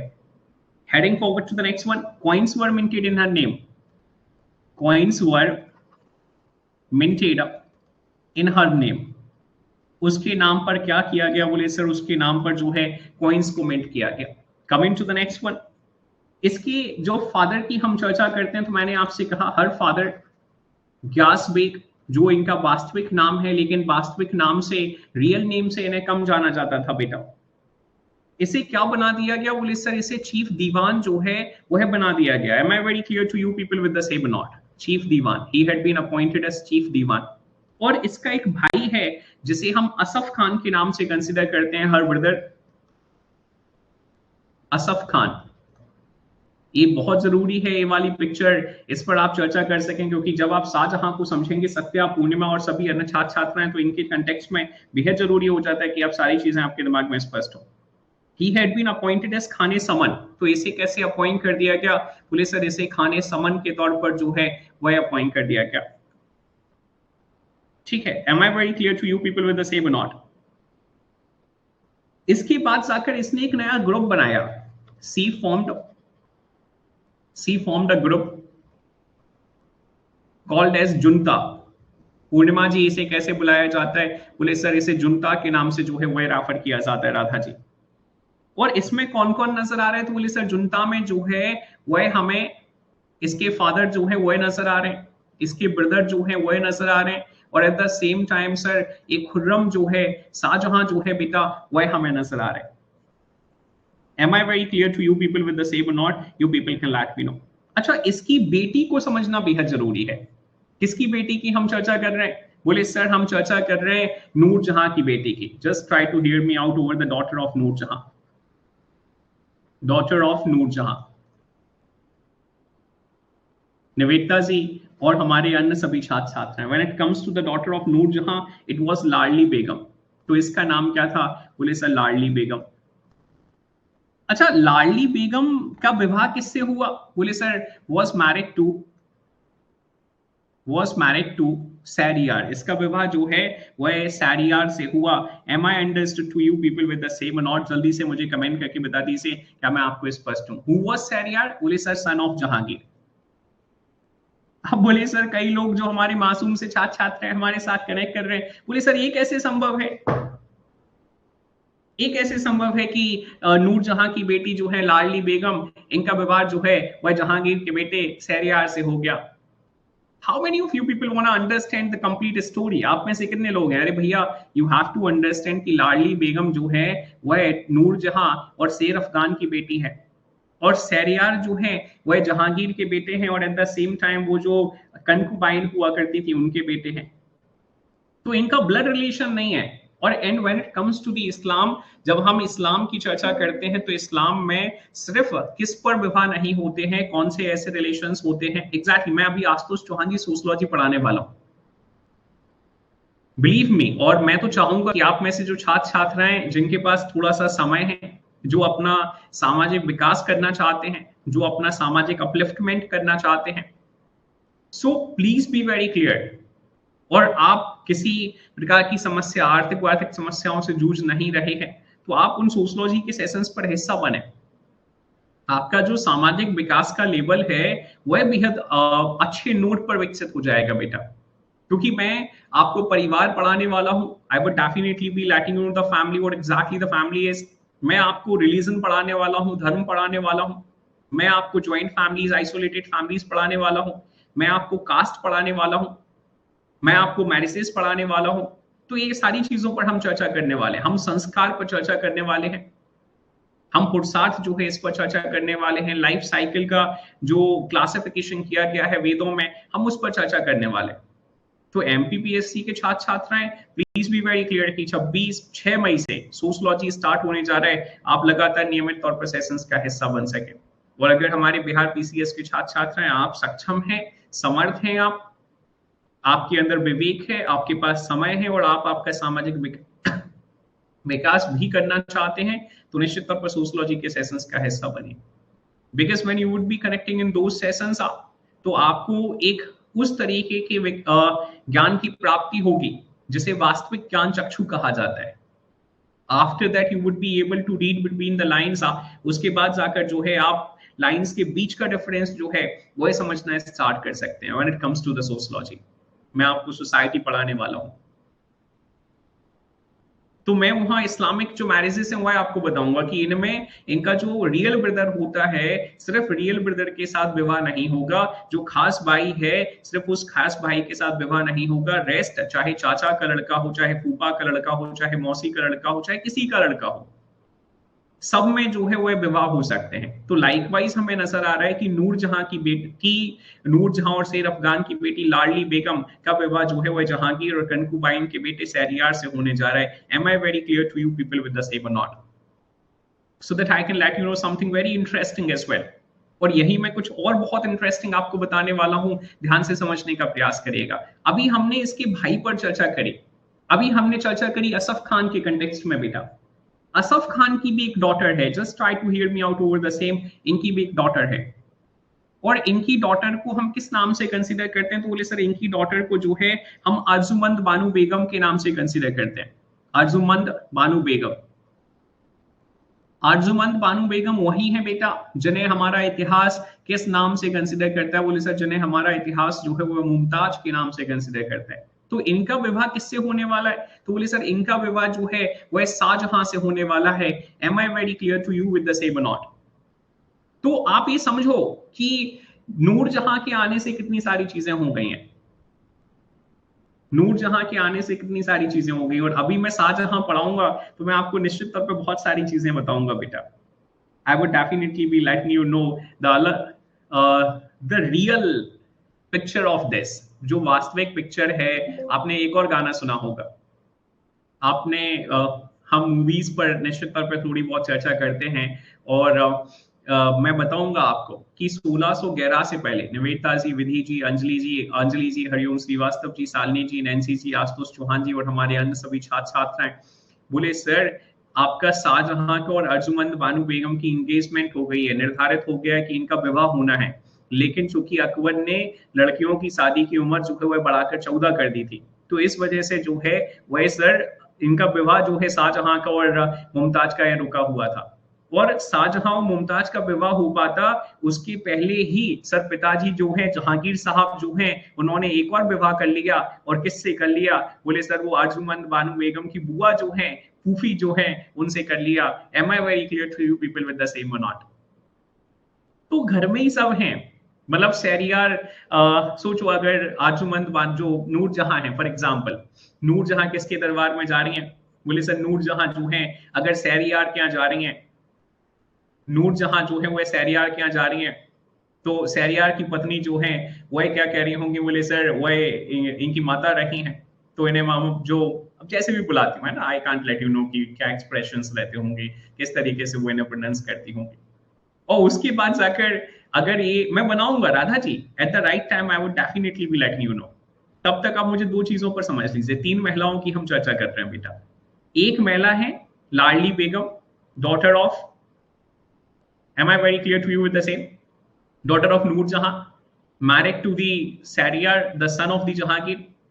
ठीक है, उसके बाद जाकर फिर हम चर्चा कर रहे हैं किसके बारे में? बोले सर इनकी जो कजन बेसिकली नेफ्यू है, नीस है सॉरी, जो भतीजी है इनकी, तो भतीजी कौन है? बोले सर इनकी भतीजी है अर्जुमंद बानो बेगम, जैसे हम मुमताज के नाम से कंसीडर करते हैं। मुमताज का विवाह किससे हुआ है? बोले सर मुमताज का विवाह जो है वह शाहजहां से हुआ है। Am I understood to you with the same और नॉट? तो जब नूरजहां मुमताज से मिलने जाती होगी तो मुमताज जो है वो पता नहीं कंफ्यूजन में आ गई होगी, जैसे ये स्नेहा जी कंफ्यूजन में आ गई। वो भी सोचती होगी कि अब इन्हें क्या बुलाऊं, इन्हें फूफी बुलाऊं या इन्हें सासू माँ जो है वह बुलाऊं। एट द सेम टाइम बोले सर ये नूरजहां जो है जब लाडली बेगम से मिलने जाती होगी तो लाडली बेगम भी कंफ्यूज हो जाती होगी कि सर क्या बुलाऊं, सासू माँ बुलाऊं या माँ बुलाऊं। बड़ा कंफ्यूजन हो जाता है कई बार। लेकिन अब ना यहां से आपको कुछ रिस्पॉन्ड करना है मुझे। जब जहांगीर की डेथ होगी, जब जहांगीर खत्म होगा, तो मुझे जल्दी से कमेंट करके बताइए कि नूरजहां जो है वह किसे राजा बनाना चाहेगी? I am looking after the answer with you और फ्रॉम यू। मैं इंतजार कर रहा हूं कि आप सभी छात्र छात्राएं जो हैं वह मुझे कमेंट करके बताएं कि जब आपकी किसकी डेथ होगी? बोले सर जब जहांगीर की डेथ होगी 1627 में, तो नूरजहां किसको शासक बनाना चाहेगी? बोले सर शहरियार को शासक बनाना चाहेगी, ताकि वह क्या कर सके? बोले सर वह शासन कर सके। Am I very clear to you people with the same not? लेकिन हम क्या जानते हैं बेटा? हम तो ऑलरेडी जानते हैं, हम तो ऑलरेडी जानते हैं कि सर जहांगीर का सक्सेशन जो है वो किसके माध्यम से हुआ है? बोले सर जहांगीर का सक्सेशन शाहजहां के माध्यम से हुआ है। तो इसका मतलब ये है कि शाहजहां ने अपने ही भाई शहरियार को क्या कर दिया? बोले सर खत्म करवा दिया। Am I very clear to you people with the same not? तो हमें ये परिवार में कॉन्फ्लिक्ट भी नजर आने वाला है, जहां एक तरफ नूरजहां की वजह से हमें क्या नजर आ रहा था? बोले सर नूरजहां की वजह से हमें नजर आ रहे थे कि सर वैवाहिक संबंध जो है वो जनरेट हो रहे थे। अब उसी नूरजहां की वजह से हमें नजर आएगा कि भाई जो है भाई को मार देगा। So this is something which you need to understand. Right now, heading forward to the next and just try to hear me out over the same as well. मैं लिखने जा रहा हूं, मैं मेंशन करने जा रहा हूं, nothing to worry about. Radha ji देखो मैंने बताया नूरजहां के पापा के नाम फादर यास बेग, चीफ दीवान हो गए। ब्रदर असफ खान, इनकी बेटी अर्जुमंद बानो बेगम जिसका विवाह शाहजहां से। इन्होंने जुनता ग्रुप बनाया, बहुत पावरफुल ग्रुप है, कोई भी निर्णय लिया जाना है बिना जुनता ग्रुप की परमिशन के नहीं होगा। इनकी खुद की बेटी जो है उसे लाडली बेगम कहते हैं, इसका जो पति है वो शहरियार है बेटा।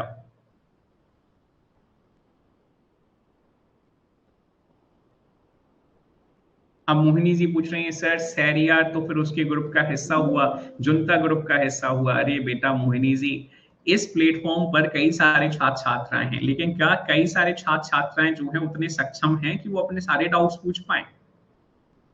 नहीं है ना। तो क्या सारे छात्र छात्राएं इतने सक्षम हैं कि वह जो है पहली बार में सिलेक्शन दे दें? क्या सारे छात्र छात्राएं इतने सक्षम हैं कि अभी 2024 में जब प्रीलिम्स का पेपर होगा तो सबका सिलेक्शन हो जाएगा? नहीं होगा ना। तो शहरियार जो है कमजोर व्यक्ति है बेटा, और यकीन मानो मोहिनी जी, जो कमजोर होता है इतिहास उस पर चर्चा नहीं करता, जिसका कोई हिस्टोरिकल इंपॉर्टेंस नहीं होता। जब हिस्टोरिकल इंपॉर्टेंस ही नहीं है तो चर्चा कैसी बेटी? Am I very clear to you बेटा विद द सेम और नॉट? उम्मीद है मोहिनी जी मैं आपको स्पष्ट हूं। शहरियार का कोई हिस्टोरिकल इंपॉर्टेंस नहीं है, कमजोर शासक है।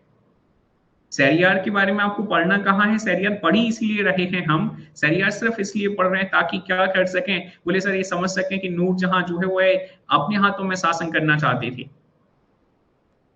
है ना। तो एक्स्ट्रा रिलेशंस जोड़ने का प्रयास नहीं करना है, पहले ही इतिहास में बहुत सारे रिलेशंस हैं, और जो मैं आपको पढ़ा रहा हूं उसे याद रखने का आपको प्रयास करना है। Just try to hear me out over the same. Shahryar का कोई पॉलिटिकल इंपॉर्टेंस नहीं है बेटा। चलिए, just try to hear me out over the same. After the death of after the death of Jahangir in 1627, Nurjahan considered Shahryar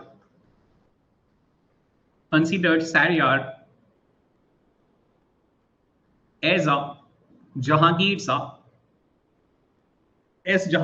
heir apparent. Am I very clear to each and every individual with the same? उम्मीद है मैं आपको स्पष्ट हूं। Shahjahan started rebelling against her. Shahjahan started rebelling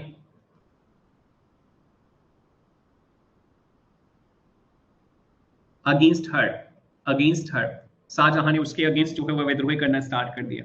आपके दिमाग में बिल्कुल स्पष्ट होना चाहिए।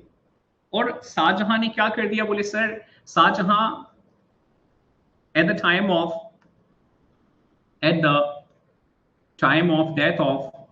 of death of Jahangir was in South India, was in Southern India. ये बेटा apparent, APPARENT, Ashutosh Raghuvanshi ji, was in Southern India. So he ordered Asaf Khan, his father-in-law, to appoint Dabar Baksh as his regent, and to eliminate Shahryar. Am I very clear to you people with the same or not? You people can let me know. अब यहाँ आपको बड़ा interesting तरीके से समझना है बेटा कि जिस पर्टिकुलर समय में 1627 में जहांगीर की डेथ हुई, तो उस पर्टिकुलर समय में शाहजहां जो है वो दक्षिण भारत में है, साउथ इंडिया में है बेटा। शालिनी जी, नैन्सी जी, हरिओम जी, गिरिराज शर्मा जी, श्रुति जी और सभी अन्य छात्र छात्राएं। तो नूरजहां ने शहरियार को राजा बनाने का अनाउंस किया।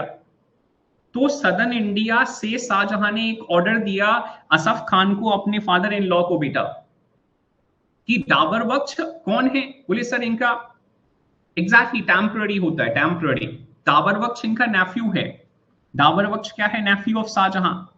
और इसको और समझ लीजिए, डाबर बख्श को समझना बेहद जरूरी है। बोले sir son of Khusrau. Am I understood to you with the same और नॉट? बेटा सत्या ए जहांगीर के सबसे बड़े बेटे का बेटा था। कौन? डाबर बख्श। तो शाहजहां ने कहा कि एक काम करो, आप तो डाबर बख्श को शासक बना दो, खुसरो के बेटे को शासक बना दो। और उससे कहा कि डाबर बख्श आप किसको खत्म कर दो? शहरियार को खत्म कर दो।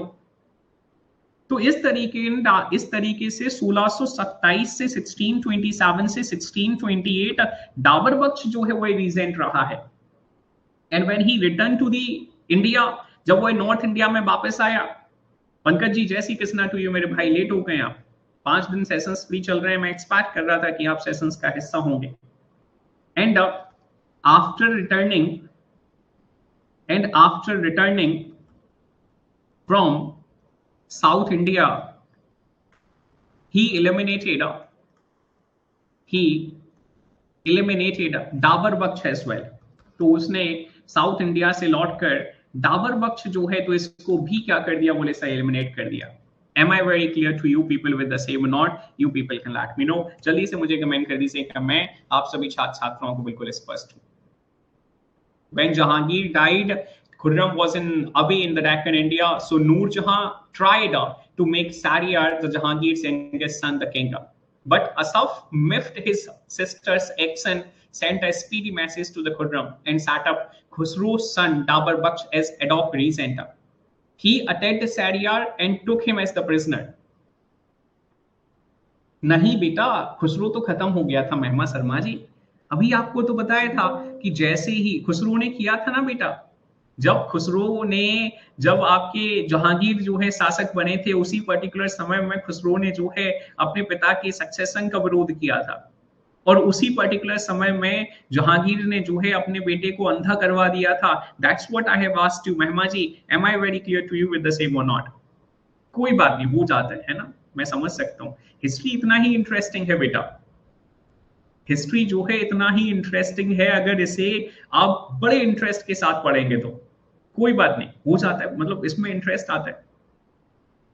एक कई लोग मुझे सच में समझ नहीं आते जो लोग कहते हैं ना कि इतिहास में बोरियत होती है, हिस्ट्री एक बोरिंग सब्जेक्ट है।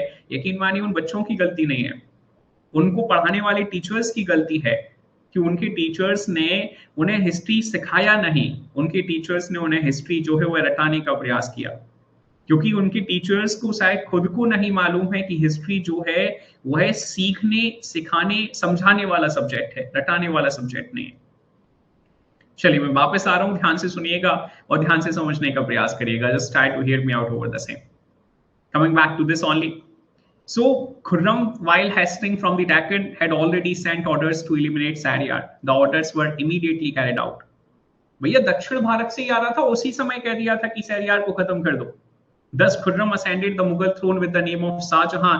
और फिर इस तरह से जब ये भारत आपके आगरा आ गया तो इसने आकर क्या किया, बोले सर किंग ऑफ वर्ल्ड के नाम से जो है इसने शासन किया, शाहजहां के नाम से शासन किया।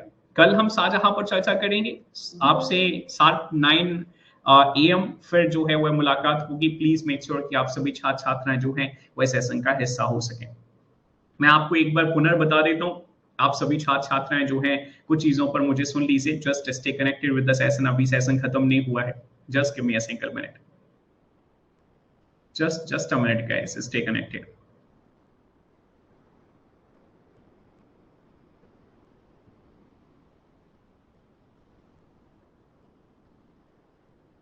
You people can hear me out over few things। बड़ी इंपॉर्टेंट सी चीजें हैं, इन चीजों पर सुनते जाइए ताकि चीजों के कंटेक्स्ट में चीजें बहुत स्पष्ट जो है आपको हो सके। Just give me a single minute, let me open few documents. Although the pictures had been shared with you already, आपके साथ पिक्चर्स जो हैं वो ऑलरेडी शेयर कर दी गई हैं, लेकिन मैं फिर भी चाहता हूँ कि आप जो है मुझे इन पर सुन लें और इनके कंटेक्स्ट में जो है आप मुझे समझें, ताकि आप तो कनेक्ट कर ही सकें, आपके जो near ones, dear ones, loved ones हैं, आप उन्हें भी इसके बारे में बता सकें।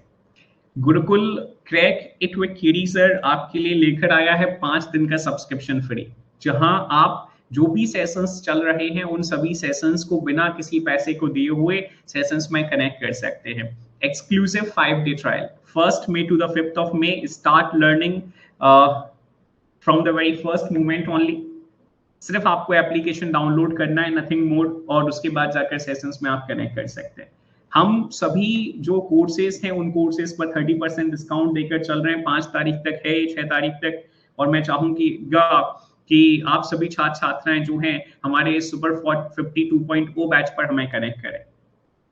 आप अपने near ones, dear ones, loved ones को भी बता सकते हैं। जो सेशंस आपके लिए फ्री हैं वह हिस्ट्री का सेशन है, वह एमपी का सेशन है आपके लिए, और वह पॉलिटी का सेशन आपके लिए फ्री है. So please make sure 9 to 11 a.m. you can start connecting with me on history. 12 to 1:30 p.m. you can start connecting with me on Madhya Pradesh. 8:30 to 10 p.m. you can start connecting with me on the Indian polity. So that's it for the day. Thank you very much to everyone. Right now by sharp 12 we would be connecting with each other and on the fairs and festivals of Madhya Pradesh, जहां हम मध्य प्रदेश के fears जो हैं और festivals जो हैं इन पर चर्चा करेंगे. So that's it for the day. Thank you very much to everyone.